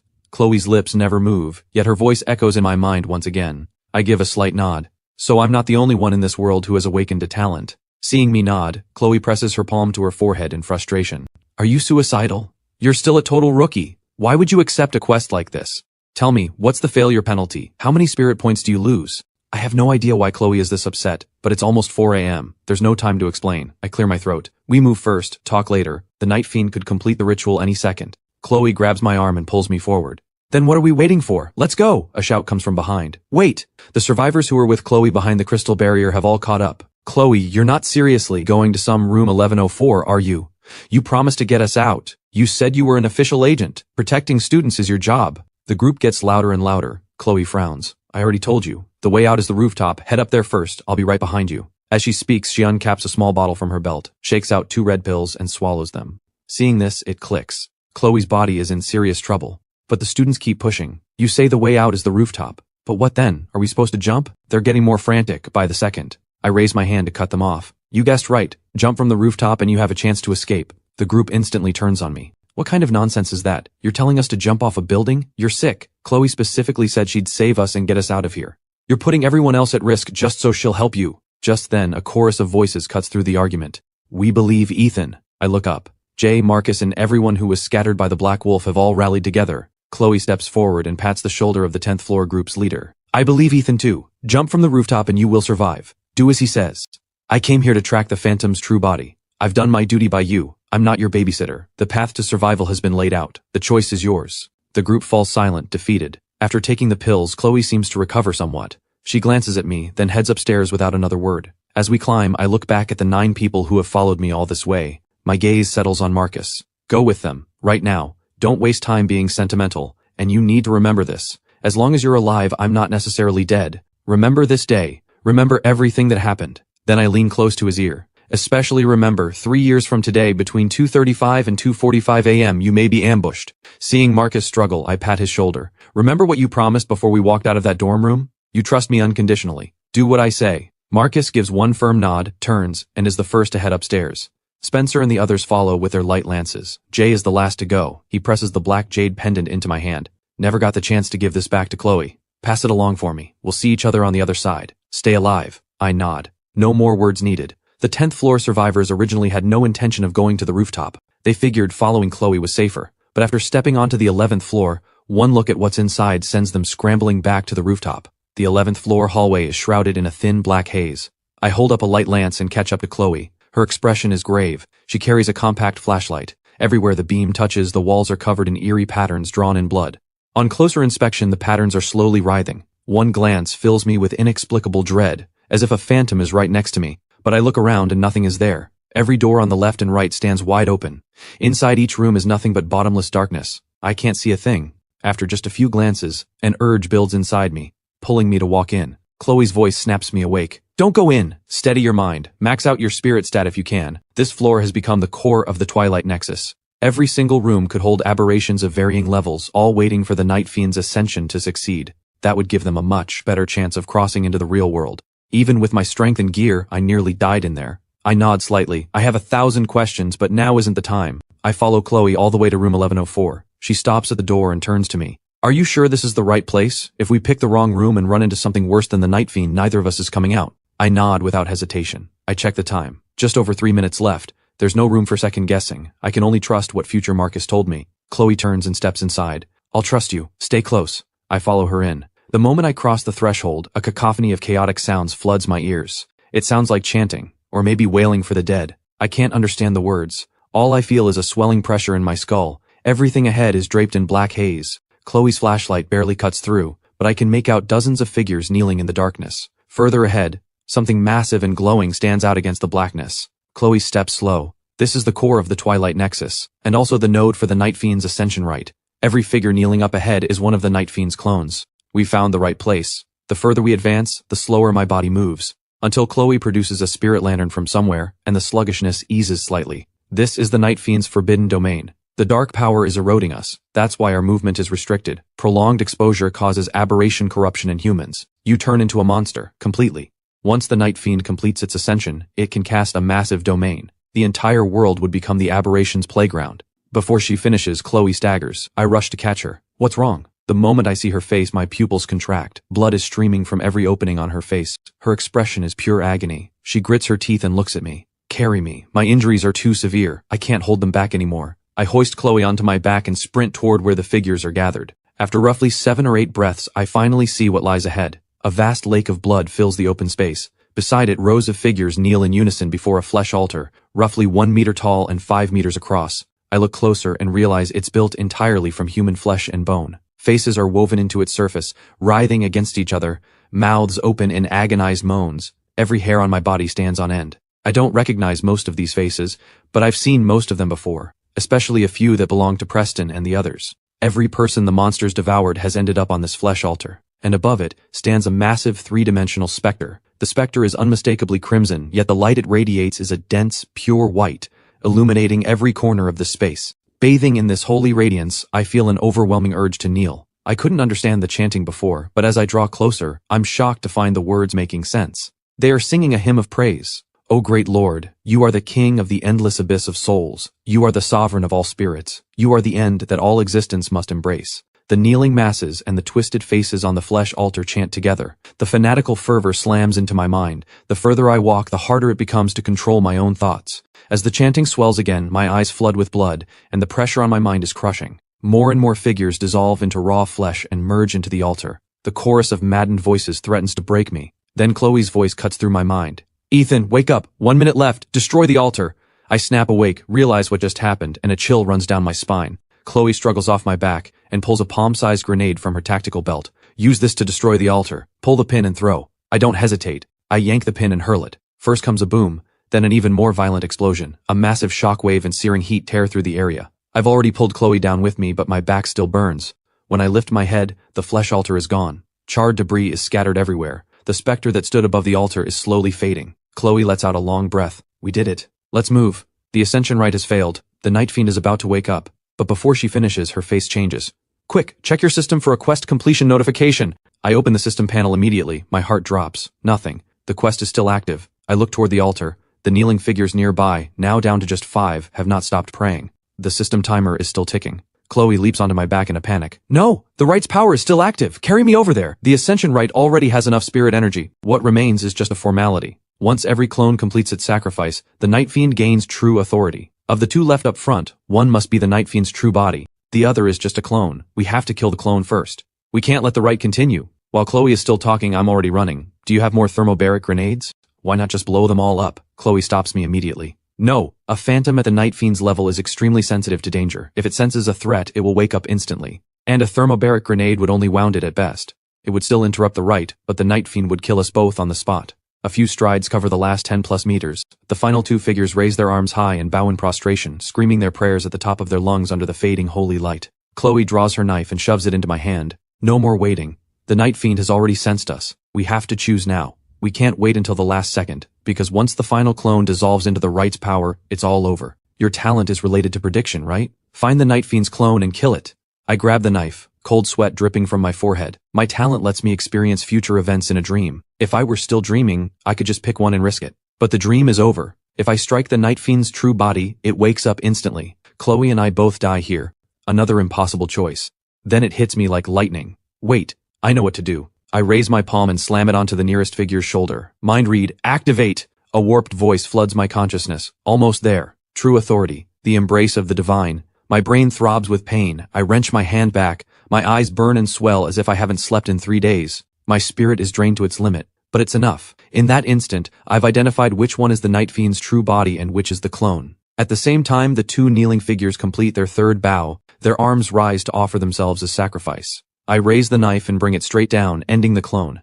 I hoist Chloe back onto my shoulders and sprint for the exit. You have successfully prevented the Night Fiend's ascension. Life or death decision complete. Quest rating, S. Quest rewards generated. Leave the Twilight Nexus to begin distribution. As the system prompts cascade in, the space around us starts shaking violently, threatening to collapse at any moment. I pour every ounce of strength I have left into my legs. In less than 10 seconds, we're out of the room. Chloe switches the spirit lantern for a flashlight. To the rooftop! The ascension rite may have failed, but the residual dark power will linger for a while. This time, the Night Fiend will awaken and hunt us personally. We need to get out of here now. Once we're outside, we're safe. I say nothing. I head straight for the stairwell. 20 seconds left, more than enough to reach the rooftop. Just then, the fire door ahead swings open. I flinch, then my eyes burn when I see who it is. What are you doing back here? Marcus closes the distance in 2 steps and throws his arm around me. What do you think? I waited on the roof forever and you never showed up. Of course I came down. You risked your life to get me out. How could I actually leave you behind and run? Did you finish the job? I carry Chloe to the fire door. Go, now! We reach the rooftop. Looking down from the edge, I realize the entire building is swallowed by pitch black fog. Meanwhile, the 20-odd people on the rooftop are all lined up along the wall, frozen with hesitation. What do we do? Do we really jump? What if we die from the fall? Jay and his group already jumped. How come there wasn't a single sound? 10 seconds until 4 a.m. If more monsters come up here, we're finished. While everyone is arguing, they spot me and Chloe. Their eyes light up. Ethan, Chloe, you're finally here. We've been waiting for you. We were so scared something happened. I don't stop for them. A quick glance tells me these are the 8th and 10th floor survivors. Spencer, Jay, and the others are gone. They already jumped, just as I told them to. Marcus scoffs. These fools are still standing here wasting time. I kick him. You're no better. Get down there. I leap onto the ledge. Nothing but blackness below. Then every light dies at once. Night falls. The system's countdown has vanished. I know it's 4 a.m. And it's not just the darkness. I feel as though I'm submerged in deep water. My entire body is sluggish. Even breathing becomes a struggle. Terror crashes over me in waves. Chloe's feeble voice rises. Now! The Night Fiend is here! I don't waste another second. I launch myself off the edge, Chloe on my back, plunging into the void. There's no sensation of falling. After a dizzying spin, my feet hit solid ground. Marcus materializes beside me, staggers in a circle, and nearly falls over. Then come more yelps as over a dozen people tumble to the ground. I survey our surroundings. We're standing outside the dorm's ground floor entrance. but heavy black fog still blankets everything ahead. Under the spirit lantern's glow, visibility is about 5 meters. Beyond that, darkness swallows everything. The light lances and phone flashlights only work within the lantern's radius. Outside that circle, it's like stepping into an abyss. I shout, "Run!" and take off. The dozen-plus people who jumped with us scramble after me, shrieking. A few are still retching, not yet recovered. I don't stop for them. As the lantern's glow moves away, panicked cries for help echo from behind, quickly turning into screams. My face darkens. The night fiend has caught up from behind. We've been running for nearly half a minute. At this pace, forget leaving the campus. We should at least see the neighboring buildings by now, but all that exists is the asphalt beneath our feet. Nothing else. Not even the bushes and trees that should line the road. I glance back. Even the dorm building has vanished, consumed by the black fog. With no sense of direction left, I can only run forward on instinct. Marcus keeps pace, but the others are fading fast. 2 people trip and fall. Moments later, their screams pierce the darkness. A pale-faced survivor from the 10th floor gasps for air. Why can't we get out? How much further do we have to run? Didn't they say we'd escape once we jumped? Chloe, do something! You're an official agent, aren't you? The rest are just as helpless and terrified. Chloe's voice comes through, calm and steady. The rules are not the problem. The reason we can't break through is because the night fiend has warped our perception of space. We haven't actually gone far. A distance that normally takes seconds could take us 10 minutes or more. Everyone falls silent and drags themselves forward. My expression is grim. This can't go on. We'll be run down sooner or later. Sensing my thoughts, Chloe's voice echoes in my mind. Keep running. I can hold on a little longer. The night fiend's ascension failed. It can't maintain the forbidden domain indefinitely. Don't let it catch us. Her voice is steady. The spirit lantern in her hand never wavers. But suddenly I feel something warm and wet on my shoulders and back. I turn my head, and my blood runs cold. Chloe is bleeding from every opening on her face. So much blood it has soaked through my entire back. I stop immediately. What's happening to you? Is the lantern doing this to you? Let me hold it. Chloe shakes her head. Don't worry about me. Keep running. The moment she finishes, the lantern's glow dims sharply, shrinking to roughly 3 meters. The resistance against my body grows heavier. A creeping, irrational fear coils around my heart. My breathing tightens. If I'm struggling this much, the others must be worse. Marcus is holding up, since he hasn't been seriously wounded or lost as much blood as I have. But the others are collapsing. The pale-faced guy clutches his throat and freezes. I can't breathe. I can't take it. Without the lantern's protection, his figure is swallowed by darkness. His voice cuts off. The lantern keeps dimming. The resistance keeps growing. I'm finding it harder and harder to push through. Then a twisted laugh echoes from behind. You can't escape. The voice starts far away but closes the gap in a heartbeat. Marcus's hair stands on end. What the hell? I turn to him. Marcus, I'm about to drop. Your best friend is about to get eaten alive. You got nothing to say about that? Marcus sprints harder. What am I supposed to think? I just want to run faster. I want to punch him. Being scared now is useless. I told you to leave and you wouldn't. The eerie laughter behind us grows louder. My scalp goes numb. I turn to Marcus, ready to push him to the edge. Maybe I can trigger his system. You think it's over once this thing eats us? It will absorb our memories. It can even take our appearance and go after our families. My parents are long gone. But your entire family moved to Haicheng, right? If that thing behind us catches up, it won't be long before every one of them is dead. You remember what Derek looked like when he died? Or anyone else? Did any of them have a body left? Your dad, your mom, your sister, your little nephew. None of them will escape. Especially your nephew, a kid that's small, soft skin, tender flesh. Marcus grabs his head and roars. Stop talking! Stop! Marcus whips around and glares into the towering shadow in the darkness. He takes one step forward and throws a single punch. The massive figure is launched backward. After that punch, Marcus freezes. Then disbelief washes over his face. And then every emotion melts into pure euphoria. Ha ha ha ha! Buddy, I'm the main character. I knew I was destined for greatness. I'll have your back from now on. We're gonna live like kings. I don't even need to guess. This level of arrogance means he just awakened a talent and bound a system. Then the sinister laughter returns. A jet-black, wolf-like creature wreathed in dark mist bursts from the shadows and tackles Marcus to the ground. But Marcus acts like nothing happened. Before the night fiend can bite down, Marcus locks both hands around its wrist. The razor-sharp claws hover right in front of Marcus's face, but can't move a single inch closer. As the night fiend's body tips forward, Marcus flips with explosive force, seizes both of the night fiend's arms, and slams it into the ground like swinging a ragdoll. A deafening boom. Dust erupts everywhere. Under the dim glow of the spirit lantern, the asphalt cracks into a human-shaped crater. The sheer absurdity of this scene leaves even Chloe gasping in disbelief. What kind of talent did he awaken? Marcus lets out a casual scoff. Is that all you've got? As the night fiend tries to rise, Marcus stomps it back down, then crouches over it and hammers a fist into its skull. The night fiend's head sinks deeper and deeper, its entire body driven at an angle into the ground. Even the black mist thins noticeably. My entire body suddenly feels light. The suffocating, underwater sensation is gone. My heart soars. We've got this in the bag. Chloe hands me the knife from her belt. This blade is made of special material. With the strength Marcus just showed, he might actually be able to kill the Night Fiend. Give it to him. Quick. The longer we wait, the worse it gets. I don't waste a second. I rush forward and hold the knife out. Take it! But Marcus's face is white as a sheet. He makes no move to take it. Fist after fist keeps raining down. I can't stop. If I do, my heart drops. Marcus's face has lost every trace of the swagger from moments ago. All that's left is desperation and panic. Something is very wrong. I shout again. Take the knife! This blade can kill it! Marcus's body shudders. He slowly turns to face me. The faint glow around him vanishes in an instant. He topples forward, stiff as a board, straight into the crater at his feet. I rush over in a panic. Blood is seeping from every pore on Marcus's body. In seconds he's drenched red from head to toe. My mind goes blank. I set Chloe down and haul Marcus out of the hole. No time to check on him. I grab the knife and slash at the Night Fiend, but my hardest strike barely breaks the surface. I hack 4 more times. Each one only deepens the wound slightly. The recoil rips my own wounds back open. Blood gushes. The bandages on my chest are soaked through and useless. Health points keep dropping. 60 points left. The Night Fiend's limbs are twitching harder.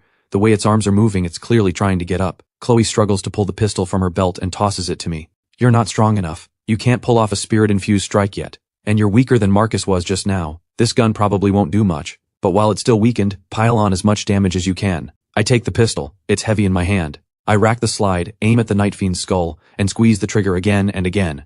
Bang, bang, bang. All 3 rounds punch into the Night Fiend's head. Smoke fills the air. Bloody craters erupt across its skull. But no kill notification appears. The fog doesn't thin. A guttural roar rips through the darkness, seething with rage. My scalp goes numb.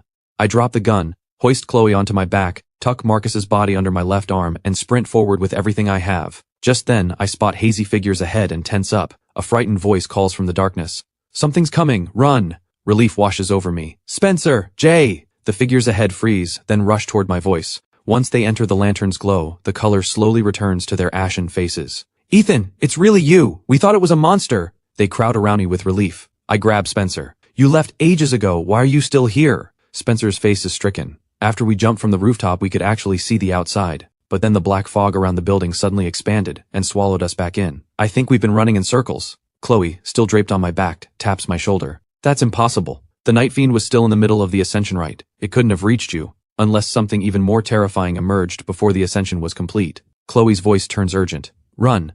No matter what, move faster. This new aberration must be far more dangerous than the Night Fiend. It's reinforcing the Night Fiend's domain. It wants to trap us and select the right vessels to possess. Panic tears through the group. Everyone picks up speed. Then a deep, magnetic voice drifts lazily into our ears. Don't leave. Give me your bodies. I want your bodies. This voice is nothing like the Night Fiend's guttural rasp. I turn and see a towering figure step out of the darkness. Sleek black fur, razor-sharp claws, a skull riddled with bullet holes. This is unmistakably the Night Fiend. But this voice... Chloe turns, her blood-filled eyes locking onto mine. The Night Fiend has been taken over. Something far worse has appeared. Something that can control the Night Fiend. This has to be an S-class aberration. The world is truly finished. Suddenly, one person is snatched mid-stride. The towering figure shakes its head. You, not suitable. In an instant, the person is hoisted up and torn in half. Blood rains down as the figure buries its face in the victim's torso and feeds. Everyone's legs give out. What do we do? Are we all going to die here? Just then, the lantern's reach suddenly expands. The fog thins. Everyone feels lighter as the crushing pressure lifts. Chloe manages a faint smile. Hold on. The dark power is fading. We're almost out. Energy surges back into the group. But right then, that ethereal voice drifts in again. Don't leave. How fortunate you are to have the chance to serve as my vessels. All of you, stay. The voice washes over me like a warm breeze, and my already fading consciousness slips. I want to stop. I want to let my exhausted body sink into that warm embrace. Chloe pinches me hard. Wake up! You cannot be caught, especially you and Marcus. You awakened your talents on your own. You are the world's chosen. You must never become vessels for an aberration of this level. If you do, it will be a catastrophe. Her words snap everyone else awake too. They pick up speed again, staying just ahead of the towering shadow. Then the crushing pressure multiplies. I look back. Everyone is moving in slow motion. Another person is dragged into the darkness. In the midst of the terror, Spencer suddenly stops. His eyes are full of tears. No one can save us now. Instead of being picked off one by one, let's all charge that thing together. We're going to die anyway. But at least one of us has to make it. Ethan, please live for us. When you're strong enough, kill that monster. Avenge us. Spencer screams at the top of his lungs. The others seem to catch fire from his words. In this moment, every single one of them conquers their fear. So what if we die? I'll come back swinging in the next life. My heart slams against my ribs. Not because their courage moves me, but because something is deeply wrong. Some people can lay down their lives for country or family, but these are ordinary students. Just moments ago they were clinging to life, fighting tooth and nail to survive. And now, in the span of a few sentences from Spencer, they're ready to die without flinching. That's not brave. That's terrifying. Spencer walks up beside me. I told you, when we face a danger we can't handle, I'd find a way to make the others cover your retreat. The truth is, I was just trying to manipulate them into dying so I'd have a slightly better chance of escaping. But somehow, the moment those words left my mouth, I wanted to stay and die with them. Ethan, you and Marcus have to leave. Carry our share of life with you. With that, Spencer stops walking.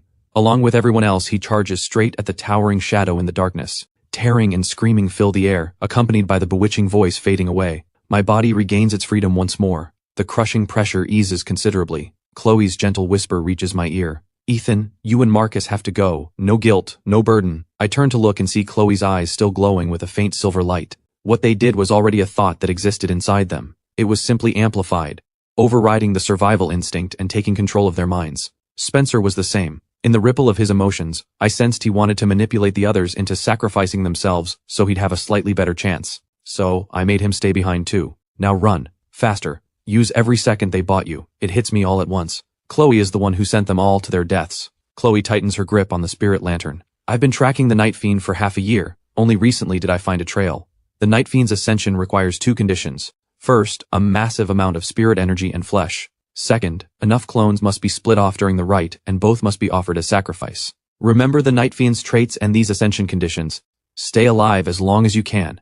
And one day, kill it. I shake my foggy head and finally ask. From what you're saying, the phantoms have existed for a long time, but society is still stable. At least on the surface nothing major has happened. That means the government must have ways to contain them, so the Night Fiend has been slaughtering people here for hours. Why hasn't anyone come, and didn't you have a backup plan before coming here? Chloe is silent for 2 seconds. Phantom incidents are becoming more frequent. We can't cover every location anymore. I only found this lead recently and traced it here. But I didn't have solid proof. As a precaution, I set up a timed message to a teammate. If I didn't check in by 3:30, it meant something went wrong. He was supposed to mobilize armed forces immediately. I blurred out, "It's way past 4. Every phantom needs a human body as a vessel to possess. And according to the rules, humans are the ideal vessel for a phantom. So is it possible that your teammate has already been possessed?" Before Chloe can respond, the towering shadow closes in again. Pitiful insects. Where do you think you're going? Stay. I have already sensed a vessel among you that is perfectly compatible with me. My head grows heavier by the second. The spirit lantern in my hand flickers and sways. The crushing pressure crashes over me like a tidal wave. Chloe slides off my back. So it's my turn after all. I really don't want to die. The reason I came here alone is actually because of something else.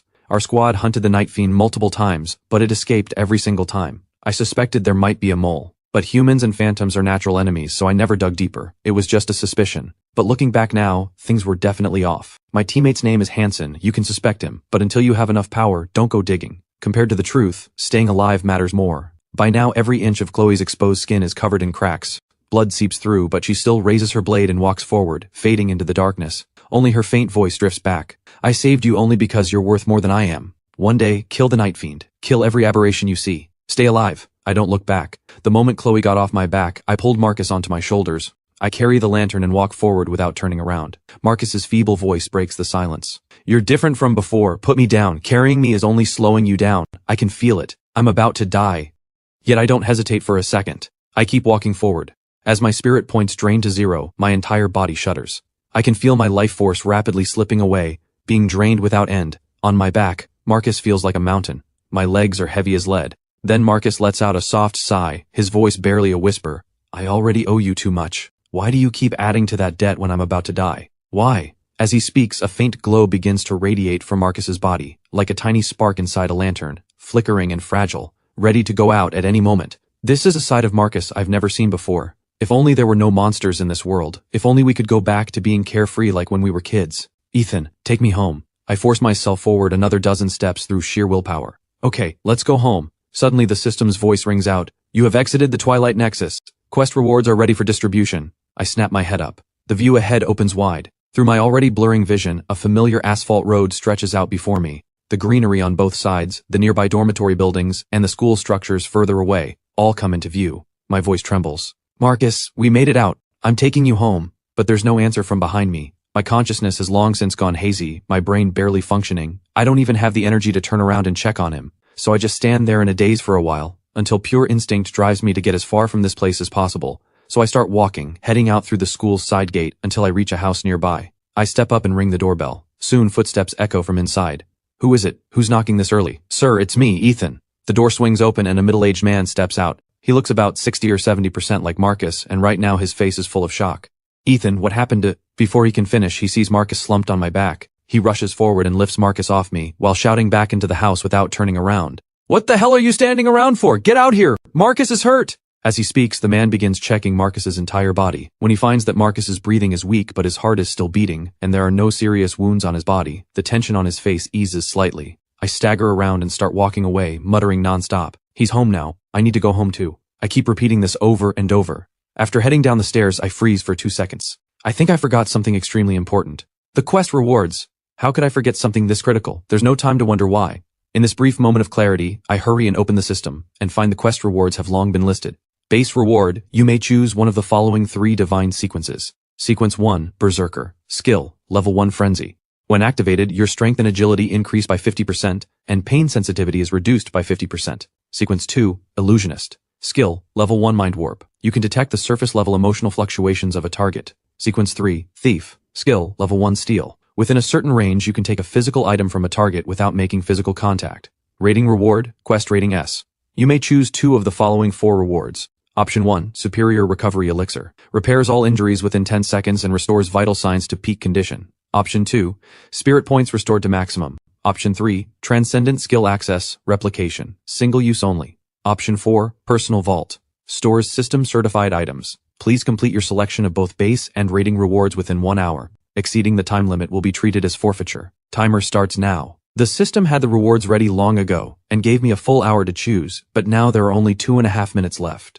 I fight through the throbbing pain in my skull, tapping the side of my head, and seeing time almost up, I make my decision immediately. System, I choose the Superior Recovery Elixir and the Transcendent Skill Access. The moment I finish, a test tube materializes in my hand out of thin air, filled with green liquid. I pull the stopper off, tilt my head back, and chug it down in one gulp. A cool sensation floods down my throat, and instantly a tingling warmth spreads through every inch of my body. Every single cell feels like it's cheering, and my entire being begins to surge back to life. In an instant, all my injuries are fully healed. But the fog in my head remains, and the buzzing in my ears keeps going. I check my status panel. Health points, 100%. Current status, abnormal. At this moment, I can't help but recall what Chloe once told me. If someone is exposed to the darkness of the twilight for too long, humans will gradually undergo aberration corruption. My current abnormal status, could this be the reason?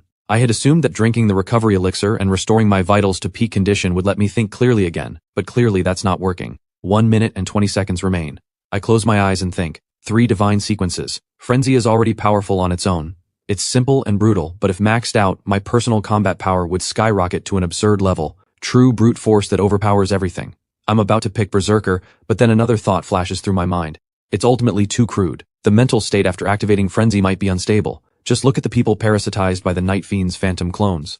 Every one of them had a twisted, deranged face, like they had completely lost their minds. That suggests this ability may not be as strong as I imagined. On the other hand, the being that controlled the Night Fiend is very likely an S-class aberration, one that worships the phantom god of finality. Then the illusionist path should be even more powerful. If Mind Warp is maxed out, I could potentially manipulate others like puppets on a string. The illusionist doesn't seem bad at all. Then there's Thief. This path could become absolutely insane in the late stages. As the divine sequence advances further, maybe I could steal non-physical things. Things like thoughts, attribute points, luck, skills, or even, just as the description hints, the rules of the world itself. Since I've already ruled out the brute force frenzy path, I might as well go all in on the steal and sneak route. After all, my innate talent is prophetic dream, which gives me the edge of foresight. I'm about to lock in the thief path. But right then, another thought surfaces in my mind. The future of the thief path is ultimately just my speculation. Even if it turns out the way I imagine, there could still be countless limitations. All things considered, the illusionist path is the most reliable choice. My brain is still throbbing with pain, yet at this very moment, my thoughts suddenly race with miraculous clarity, as if my mind has fully recovered. I think of all the advantages of Mind Warp. On top of that, I suddenly notice a new annotation has appeared beneath the illusionist path, one that wasn't there before. Woven illusions, the cradle of fantasy, reality and falsehood, separated by a single thought. This is absolutely game-breaking! My heart pounds, and I see only 3 seconds left on the timer. The pain in my head suddenly spikes beyond anything bearable. I don't hesitate any longer. I lock in the illusionist path. You have successfully obtained the divine sequence, illusionist. A wave of understanding washes over me. My mind fills with ideas, all of the methods for using mind warp. Whether it's just my imagination or the adrenaline finally wearing off, the moment I finish selecting my rewards, a crushing wave of exhaustion slams into me. I raise my fist and pound the side of my head several times. My consciousness is slipping again, but the desperate urge to go home keeps me from collapsing right here. I stagger out of the neighborhood, walking toward where my memory tells me home is. I carry the extinguished spirit lantern through the front gate. Even though I'm covered head to toe in blood, the young security guard on duty only gives me a passing glance and doesn't bother to ask. Mind warp really does work like a charm. But the 15-minute cooldown is still too long. I know I look absolutely conspicuous right now. I need to get cleaned up as soon as possible or I'll definitely attract unwanted trouble. Fighting through drowsiness and exhaustion, I finally arrive at a small courtyard. My heart races with both excitement and unease as I quietly climb over the wall. An old dog lying on the ground spots me and trots over wagging its tail, letting out a soft whimper and affectionately licking at my pants. A genuine smile crosses my face, and I gently pat the dog on the head. Once the mutt trots back to its shabby little doghouse and lies down, I quietly make my way to the front door and gently turn the door handle. Locked, just as I expected. I sigh softly. Left my keys at the dorm. I have no choice but to wait for Mind Warp's 15-minute cooldown to finish. Then I spring up and climb to the second floor, gripping the security bars and tapping lightly on the window. Before long, the curtain is pulled back just a crack, revealing a young woman in pajamas. She's about to scream, but I immediately activate Mind Warp, making her overlook all the blood on me. "Vivian, don't scream, it's me. Open the door for me." The young woman blinks in surprise, then nods repeatedly and turns to run out of the room, leaving me with her retreating figure. I let out a sigh of relief and jump down from the second floor. I don't want to wake my parents. After all, my skill only works on a single target at a time, so I had no choice but to wake my sister. She opens the front door. "Aren't you supposed to be at school? Why are you back so early and knocking on my window?" I wave her off. "I'll explain later. I'm a bit tired. Let me take a shower first." Just then, the chandelier on the first floor flicks on. A middle-aged couple rushes out of the bedroom, panic all over their faces, running straight to my side to check where I'm hurt. "Son, what on earth happened to you? Let me see, where are you hurt?" The woman's tears pour down her face while the man runs to grab the first aid kit and at the same time pulls out his phone ready to call for an ambulance. Thinking fast, I blurt out a clumsy excuse. "Dad, Mom, don't worry. This isn't blood. I went to a cosplay event last night, and it got too late to make it back to the dorm, so I came home instead. But I didn't want to wake you up, so I stayed outside all night. This morning I just couldn't hold on anymore, so I had Vivian open the door for me." Just then a teenage boy comes running down from upstairs. "Bro, did someone mess with you? Tell me who it is, I'll beat them up." I immediately stand up, pull off my jacket, and tear away the bandages still wrapped around me, showing everyone that there isn't a single wound on my body. Seeing this, my parents finally let out a long breath of relief. The fact that no one questions my story puts my heart at ease too. Family really does trust you more than anyone else. Watching them bustle around for my sake, a powerful wave of warmth surges through me. The dining table is already set with a lavish spread, sweet and sour pork, braised ribs, steamed crab, and plenty of candied fruit on sticks. Every single one of my favorites. The whole family sits around the table, beaming at me. My father is holding a Transformers toy, grinning and waving it at me, making goofy faces. My little brother sits obediently beside him, his eyes pure and innocent. My sister holds a book of fairy tales in her hands, already reading aloud in a clear, gentle voice. My mother wears a warm, loving smile. My body trembles. I sit down, pick up my chopsticks, and start devouring the food, feeling like this is the most delicious meal I've ever had. In this warm atmosphere, the pain in my head seems to fade, as if my family's love has healed me. I make a firm resolve in my heart. This is my sanctuary, the place I long for most when I'm exhausted. I will protect this place forever. After the meal, I feel even more drained. I say goodnight to my parents, sister, and brother, then head back to my room to sleep. Before dozing off, I plug in my phone to charge, planning to reconnect with future Marcus in my dreams.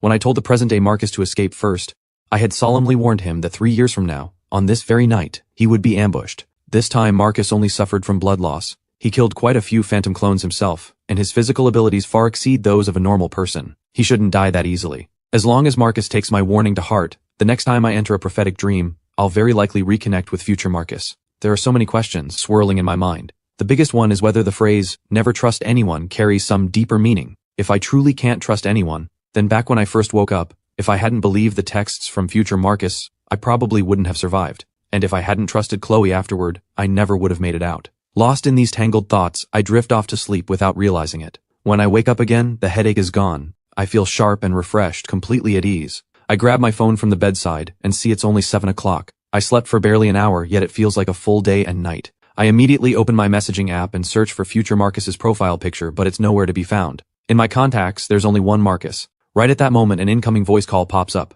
It's the present-day Marcus. My mind snaps to attention. I immediately pick up. Marcus's urgent voice comes through the phone. "Ethan, where are you?" His voice sounds strong and clear, as if he's doing fine. A wave of relief hits me. I'm at home. Just woke up from a nap. How are you doing? Marcus's voice carries a hint of urgency. I'm fine. The real question is, how are you? Why are you at home? When did your family move to Haicheng? I pause, confused. What are you talking about? My family has always been in Haicheng. We grew up together, didn't we? If my family wasn't in Haicheng, how would we have known each other since childhood? Marcus sounds even more anxious now. That's because my family moved to Haicheng. How could you possibly afford to buy a house in Haicheng? Even if you sold the shop your parents left you, that still wouldn't be enough for a decent place there. Tell me right now, where exactly are you? An unexplainable irritation flares up inside me. I'm at home. What do you mean left me? Marcus, can you talk straight? My parents are perfectly fine. I just ate with them, and my sister and my brother, our whole family has lived in Haicheng since I was a kid. On the other end, Marcus suddenly shouts, What the hell? Your parents died in a car accident over 10 years ago.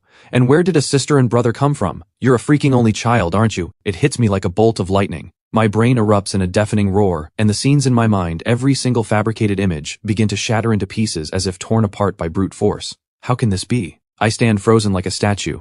My phone slips from my hand and hits the floor with a thud. The call disconnects. A splitting pain rips through my skull. I stumble out of the bedroom and look out. The living room is dimly lit. The four of them, my father and the rest, are still sitting around the dining table. They slowly turn their heads toward me, wearing stiff, frozen smiles. Little Xuan, come eat with us. I look at the dishes on the table again. They are unmistakably plates of raw meat. What in the world did I just eat? I stand in the doorway, my blood freezing solid in that instant.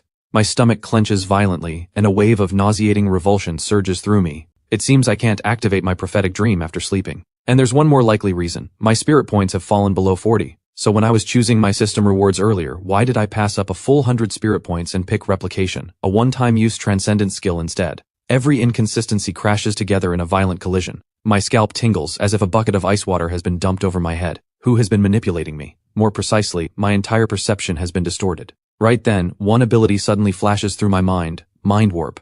In this moment, everything clicks. That's why the system had the rewards ready ages ago, yet I only remembered to claim them at the very last second. And that's why I had clearly made up my mind to pick a different sequence, but in the end still chose the illusionist. All of this happened because I've been parasitized by that S-class aberration. I slowly reach into my pocket and pull out the black jade shard. Jay had asked me to pass it to Chloe, but with everything that happened, I never got the chance. I've been carrying it on me ever since. And right now, this black jade shard has, at some unknown point, become covered in cracks.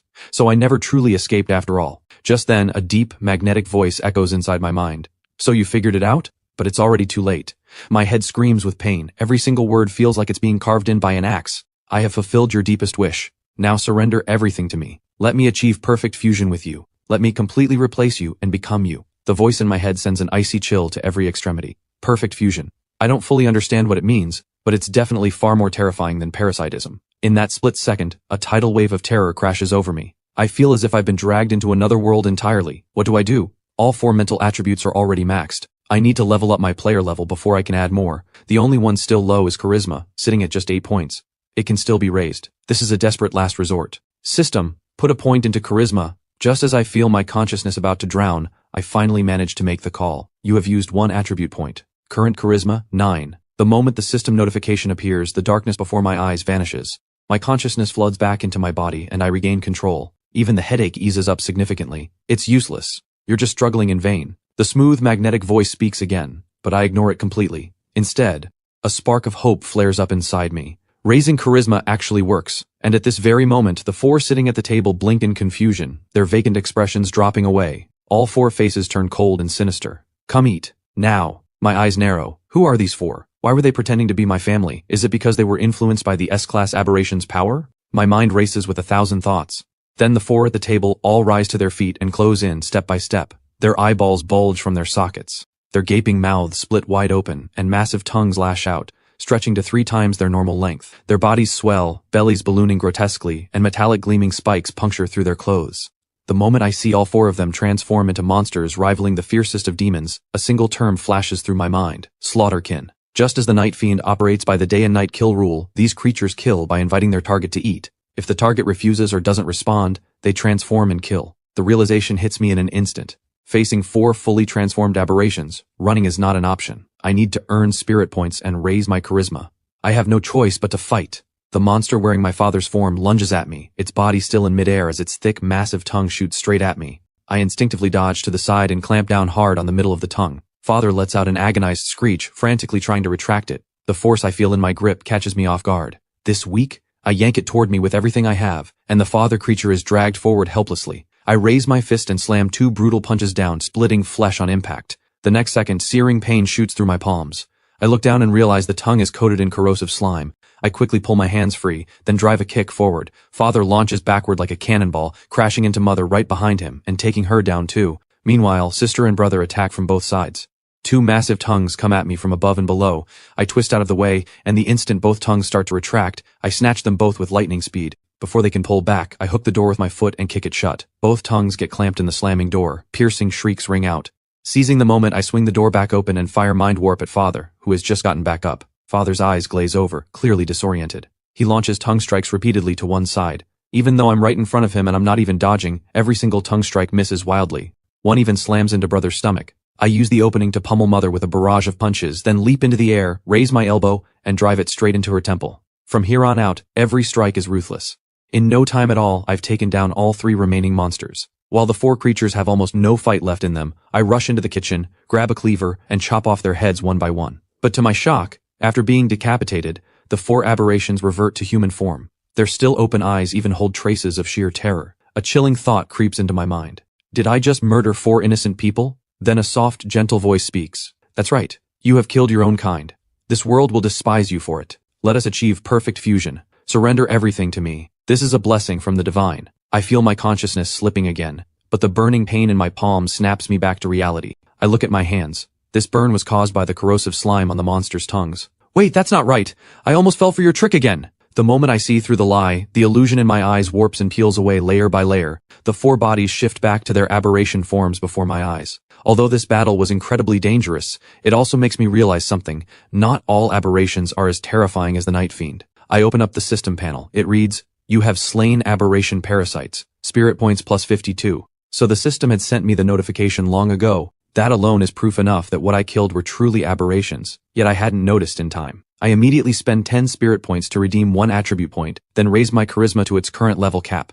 As charisma hits 10, the system displays another notification that leaves me puzzled. Your transcendent skill Mind Warp has been enhanced by a kindred power source.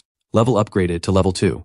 You can now easily detect a target's surface-level emotional fluctuations, and through voice, eye contact, and body language, simultaneously influence and guide the perception of up to 3 targets to varying degrees. Cooldown, 15 minutes. On top of that, in this very instant, the splitting headache and mental paralysis and every other negative effect vanish completely. I feel like I've just opened another door. The system's charisma stat may not be as simple as charm or appearance as most people would understand it. It's specifically designed to counter aberration parasitism. The magnetic voice turns furious in this moment. Wretched vermin! That power belongs to me! You will face divine punishment! I raise an eyebrow. So that kindred power source is yours. But what happens if I raise my player level and keep boosting charisma? What will happen then? Can I keep draining power from you? The voice turns ice cold. If you dare, I will abandon perfect fusion and fully parasitize your body instead. Of course, if you find me a suitable vessel, I can leave your body and let you go free. I actually laugh out loud at that. Can you really still parasitize me? If that were true, then how did I manage to drain your power? The voice in my head goes silent for a moment. I can stop interfering with your mind and senses, and guide you to the locations of false god followers. All you need to do is stop raising your charisma, and find me a suitable vessel. False god followers are those who worship false deities other than the phantom god of finality. Those pitiful things should never have existed. Hearing this, a chill runs down my spine. I instantly understand why I was so unnaturally capable, able to stumble upon a household of 4 aberrations just like that. But I keep my expression completely neutral. Who knows where you'd lead me? What if it's something I can't handle at all? You'd be sending me to my death. The voice grows anxious. How could I possibly let you die? You are my chosen vessel for perfect fusion. What I mean is, I still need your help to find me a suitable vessel. I let out a cold laugh. That's nowhere near enough. You're still a massive threat to me. I think I'm better off raising my charisma as fast as possible and squeezing every last drop of value out of you. The moment my words land, the voice in my head erupts in fury. Damn you, insect! I am a chosen of the phantom god of finality. You cannot possibly control me. That would be blasphemy against the divine. I muse to myself. So raising charisma really can tame an aberration. I say nothing more and instead start changing into clean clothes, looking perfectly confident. The voice finally deflates. Fine. I can grant you the authority of myriad faces, but it only applies to appearance, and you'll bear the cost yourself. Also, once you find me a suitable vessel, I will immediately upgrade your mind warp to max level. This is the absolute limit of what I can offer. Don't push your luck any further. All I ask is that you stop raising your charisma. Only now do I allow a satisfied smile. Deal. Right on cue, the system's voice chimes in. An aberration from the dark realm offers you the power of myriad faces. Do you accept? Except, you have obtained the transcendent skill Myriad Faces. By spending 10 spirit points you can change your appearance to match any human you have seen before. Maximum duration 2 hours. Cooldown 12 hours. The corner of my mouth curls up, but a chill settles in my gut. I survived this crisis far too easily. Not only did I kill 4 aberrations and earn spirit points, I even strong-armed an S-class aberration and walked away with a pile of benefits. Back when I faced the Night Fiend's phantom clone parasitizing Owen, I already learned a hard truth. These aberrations are cunning beyond measure. Even a mere phantom clone of the Night Fiend was that devious. So how could a being even more terrifying than the Night Fiend itself, an S-class aberration, be so easily outmaneuvered by me? I have no idea what it's really planning. There has to be a trap hidden in all of this. From start to finish, something has felt wrong, and every detail reeks of a setup, but I don't let myself dwell on it, because I have no doubt that the slightest spike in my emotions would let it read my thoughts and steer my decisions. I bury every plan I have against this aberration deep inside, refusing to let even a single thought surface. I'll wait for the next prophetic dream. I put on a fresh set of clothes, then grab a sheath fruit knife from the kitchen and tuck it into my waistband. Finally, I dig out a backpack and stuff the extinguished spirit lantern inside. Everything's ready. Only then do I answer Marcus's calls, which have been coming in non-stop. The second I tap the answer button, Marcus's voice blasts through the speaker. "Ethan, are you okay? What the hell is going on over there?" I quickly reassure him. "I'm fine. Don't worry. It was just a false alarm." Marcus lets out a long breath of relief. Thank God. "So where are you now?" After he finishes, Marcus gives 2 quiet coughs. I raise an eyebrow, recognizing it as a coded signal. So I ask cautiously, "There are government people with you, aren't there? Are they from the same unit as Chloe?" Marcus hesitates. "Yeah, there are, but they don't seem to be from the same department." Let me ask, but before Marcus can finish, a burst of commotion erupts on the other end. A few seconds later, an unfamiliar woman's voice comes through. "Hello, I'm from the investigation unit. My name is Tara. Ethan, you are in extreme danger right now. Tell us your location immediately so we can come get you." I frown. "I'm perfectly fine. Don't waste manpower on me. How is Chloe doing? If you want to know, give us your location. I'll send someone to pick you up so you can see for yourself. It'll also keep you safe." My patience is wearing thin. I'm on Taikang Road. "How is Chloe?" Tara's voice stays cold and hard. "I am telling you in no uncertain terms, you are in serious danger. As a member of the official investigation unit, I have the authority to order you to answer my questions. And as a citizen, you are obligated to cooperate. Now tell me, what exactly just happened on your end?" I fall silent for a beat. When I speak again, my voice drops to something deep and otherworldly. "How is Chloe? Answer my question. This matters more than your life." My voice seems to carry a strange, compelling power. The moment the words leave my mouth, Tara's tone on the other end shifts immediately. She hasn't made it out of danger yet. She's inside a life pod, having her body repaired. She pushed herself way too far. An unexplainable wave of relief washes over me. I press further. "Where is the Night Fiend?" Tara's voice turns strange. It escaped. But the instant she finishes the last word, she snaps back to her senses and lets out a furious scream. "What did you just do to me?" I hang up immediately. Chloe is alive. The Night Fiend escaped. I can't make direct contact with the authorities yet. First priority is getting out of here. I leave at a steady pace, closing the courtyard gate behind me. Meanwhile, Tara is shaking with rage, storming toward the elevator with a group of suited young men and women in tow. Marcus is sandwiched between several large men, following Tara's group, until they reach the underground parking garage. Only then does Tara manage to rein in her anger. The nerve of him. He thinks just because he stumbled into some power, he can act like he's above everyone. Without official protection, he won't even know how he died. She turns to the young man at the back. "Is it confirmed? Where exactly is Ethan?" The young man with the laptop answers immediately. "Confirmed. He's definitely on Taikang Road." Tara lets out a cold scoff. "Move to apprehend Ethan immediately. Bring him back no matter what. Have the research division on standby. Once we bring Marcus in, extract his memories via brainwave imaging right away."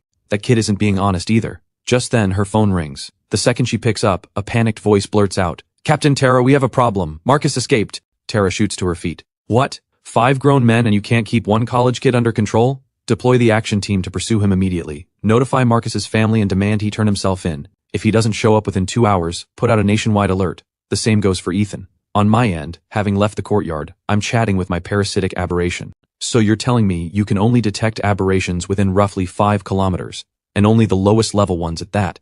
And if they haven't revealed their aberration form, you can't even confirm it for sure unless you're up close. You're really losing your edge." A hissing laugh echoes in my mind. "Ignorant vermin. Clearly you don't understand that the higher the being, the deeper its secrets are buried. The lives that have been devoured have already been embraced by the divine." The voice turns fanatically fervent toward the end.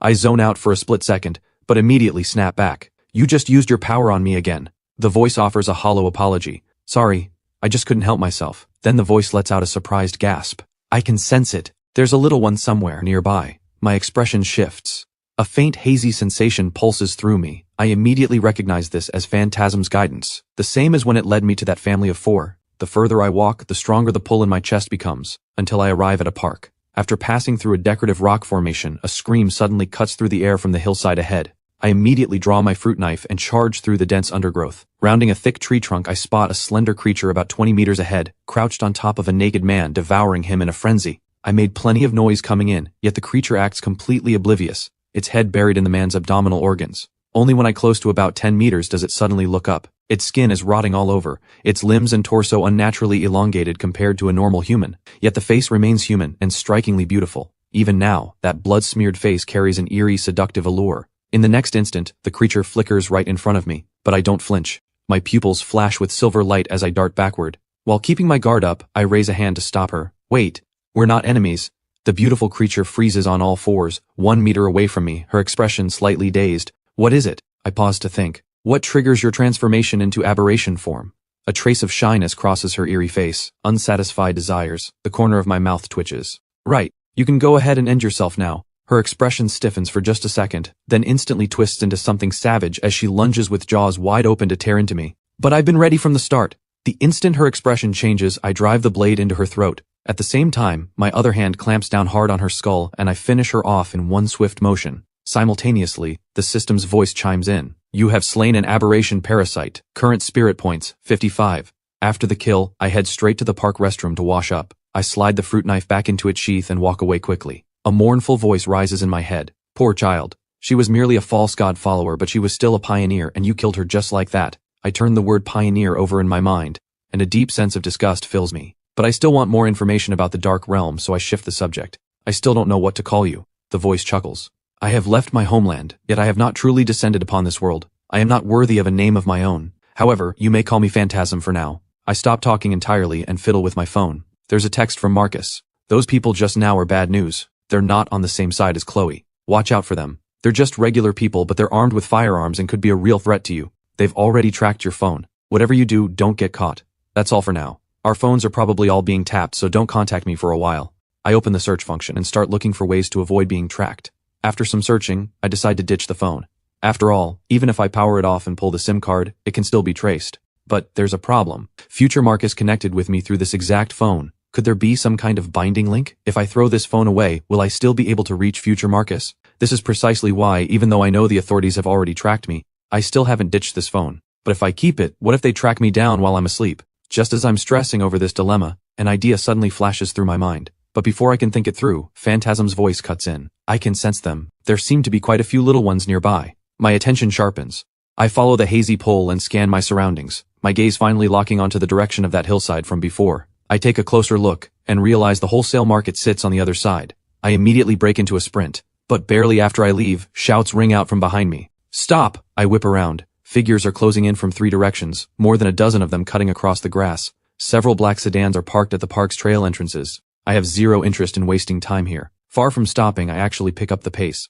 With 10 points in agility, I move like the wind, sprinting toward the hillside. In the blink of an eye, I've opened up a massive gap. Then a shout erupts from behind. Don't run! Stop or we will shoot! I snap my head back. With all my attributes maxed out, I can see 3 of them raising their weapons even from this distance. As something of a military enthusiast, one quick glance at those slender barrels tells me they're tranquilizer guns. All 3 fire, but I zigzag through the trees, keeping myself behind cover. The darts only travel about 30 meters before slamming into tree trunks. By the time they try to fire again, I've already reached the middle of the hillside. Meanwhile, the pursuers all grind to a halt, incredible speed. Physical abilities on par with a night watcher. Is he heading for the top?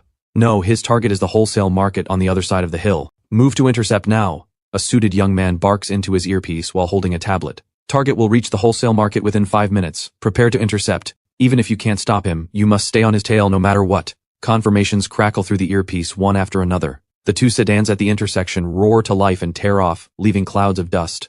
Moments later, an SUV skids to a stop in the middle of the road. Tara flings the door open and jumps out of the passenger side. What happened? Did he get away? The suited young man with the earpiece straightens up. Report, Captain Tara. Based on the target's movement pattern, he's heading for the wholesale market to lose us in the crowds. Even if he breaks through the perimeter and enters the market, as long as we lock down every entrance and exit, run tight checks on everyone going in and out, and deploy enough officers inside to sweep the area, there's no way he escapes. Tara's expression finally softens slightly. Hudson, you're the only one I can count on. Hudson hesitates. The only concern is this approach could cause some public backlash. This market gets massive foot traffic every day, mostly college students from the nearby university district. Before Hudson can finish, Tara cuts him off with a wave. It's fine, do it your way, I'll take full responsibility for the consequences. Also, position tactical operatives at the elevated points around the market with sniper rifles. He's no ordinary person. He's tough enough to take a hit. Just leave him breathing. Between the Night Watchers and the Research Division's medical capabilities, he'll survive. Tara continues without a shred of concern. Over 1,000 people died in one dormitory building. Even Chloe was left barely alive. She's just an ordinary college student, so why is she perfectly fine? Doesn't that strike any of you as abnormal? The surveillance footage clearly shows her drenched in blood, barely able to walk. Yet she never went to a hospital. Not only did her body fully recover, she somehow gained parents, a sister, and a brother out of nowhere. There is definitely something wrong with this Ethan. Just then, a sharp-looking middle-aged woman approaches briskly, carrying a laptop. Captain Tara, our team just pulled the surveillance footage. Please take a look. Tara gives a slight nod. The video shows everything that happened after I entered that household of 4. Everything except the bedroom, which the cameras couldn't reach. The living room and kitchen are fully captured. This naturally includes the mother carrying out plates of raw meat and setting them on the dining table, while I devour them as if savoring a gourmet feast. The other 4 sit around me. The woman holds a bowl of crimson liquid, claiming it's a bowl of rib soup. The young woman cradles a blood-soaked textbook, babbling words none of them can understand. The boy giggles like an innocent child. And there I am, face beaming with pure happiness, tears of gratitude streaming down my cheeks. A scene this disturbing and horrifying, and at the time I noticed nothing wrong at all, but watching it play out on screen now, everyone present feels the air around them drop several degrees. A bone-deep chill crawls up their spines. Tara jabs a finger at the screen. Monster! This Ethan is definitely a monster! We have to capture him! Hudson snaps back to reality. Are we really the ones who should handle this? Maybe we should call in the Night Watchers. Tara's resolve is absolute. No, this time our investigation unit must produce results. We need to show those old fossils that the Night Watchers aren't the only ones who can deal with aberrations. Ethan's value far exceeds Marcus's. If we can capture him and access his memories, we're guaranteed a major breakthrough on this case. We might even get intel on the Night Fiend. Hudson starts issuing orders into his earpiece. All units be advised. Target threat level has been upgraded. Meanwhile, at the northeast corner of the wholesale market, 2 burly men glance around. Their faces are full of frustration. That guy is not human. That kind of speed, and that kind of stamina. Number 3 and number 4 went completely insane when they faced him. They actually turned around and shot their own people with tranquilizer guns. This is absolutely insane. Tell me about it. I'd rather fight a maniac head-on than deal with whatever this is. They could easily call in the Night Watchers to handle this. But that woman insists on playing hero and calling the shots herself. I honestly don't know what she's trying to prove. The 2 bodyguards grumble on and on. Then Tara's icy voice crackles through their earpieces. Target is located inside Building C. Why are you 2 just standing there? Do you have a problem with me? Both men flinch in shock, then bolt off in a random direction. I see him! He went to the 2nd floor. Go after him! On my end, I'm standing outside a clothing store, watching their retreating figures grow smaller. My understanding of mind warp deepens a little more. Just as I suspected, the effect varies from person to person. It's most likely related to their spirit attribute. Earlier, when I ran into the 3 with tranquilizer guns, 2 of them didn't hesitate to shoot their own teammates, while the 3rd visibly struggled with a pained expression and held his fire. As for these 2 bodyguards, the gap between their spirit and mine must be even wider. Not only did they fail to spot me, they also fell under my influence, which dredged up their buried resentment toward Tara. They even forgot their earpieces were live and blurted out the grievances they'd been hiding deep down. Phantasm must have done the exact same thing to me, except the gap between Phantasm and me is probably worlds apart. Right then, a warm yet deeply magnetic voice echoes in my mind. My friend, were you just thinking about me? I'm getting that feeling again. There seem to be quite a few little ones around here. My attention sharpens. I immediately pick up the signal. This time the guidance is crystal clear. But I don't head there right away. Instead, I start sweeping through this mall first. I know there are cameras everywhere in here. Everything I do will be traced before long. So I start by gathering a large amount of items useful for disguises. Then, in the fire escape stairwell, I use mind warp to control a delivery worker. I swap into his clothes and cap, and sort all the disguise items into various parcels. When I walk out through Gate 4 with my head down, a squad of muscular bodyguards is entering through the main entrance nearby. Even more are converging on every other exit. I keep my head low, moving at an unhurried pace, pushing a handcart toward the outside. Then a voice dripping with contempt rings out. Hey, are you blind?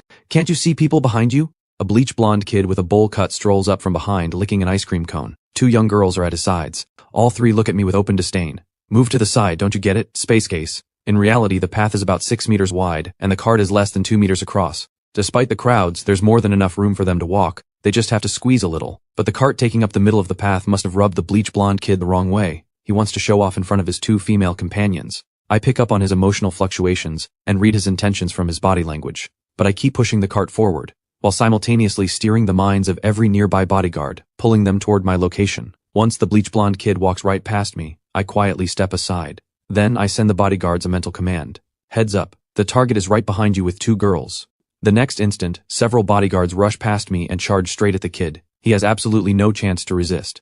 3 bodyguards slam him to the ground while the 2 girls are restrained as well. Every passerby in the vicinity turns to stare. The remaining bodyguards who had been closing in from all directions now rush toward the commotion. In the chaos, I quietly push my cart away from the crowd. Once clear of the disturbance, I round a corner and start dropping a parcel at each turn. When only 2 parcels remain, I reach a crossroads. The black-suited bodyguards have closed in from every direction, at least 20 of them. Some carry stun batons, others reach inside their jackets for their weapons. But sensing the crowds all around, they push the guns back in. Bystanders stop to watch with the curiosity of spectators at a show. I silently push the cart to the side of the road, out of the way. Then I charge straight at them. With my overwhelming stats and perfection level mixed combat, these men, unable to use their firearms, are all on the ground in under a minute. It happens so fast that some of the gawking bystanders don't even have time to pull out their phones and start recording. I walk up to one of the downed men, lean close to his earpiece, and deliver a single message. Tell Tara I've already spotted her. I'm coming for her next. Then I grab a handgun and 2 magazines off him. Under the horrified stares of the crowd, I pick up my last 2 parcels and walk away without hurry. 2 minutes later, I slip between 2 mall buildings and enter the inner pedestrian street. It's a bit noisy and chaotic, but full of everyday street life, which makes it perfect for blending in. I duck into a random clothing shop, change into a trendy outfit, then walk out of the fitting room with the sling bag holding my spirit lantern. When I return to the food street outside, uniformed officers are everywhere. Armed tactical personnel too. Seeing this, I scoff silently to myself. Tara really has pulled out all the stops to catch me. The authorities shouldn't be this aggressive. After all, I'm one of the very few survivors who made it out of that dormitory alive, and I've demonstrated abilities beyond those of a normal person. At the very least, they should try talking to me first. Whether through incentives or appeals to duty, anything would be better than a direct forceful capture, and deploying firearms on top of that. Thinking this, I open my phone again and reread the text Marcus sent me earlier. My eyes lock onto one particular line. Those people just now are bad news. They're not on the same side as Chloe.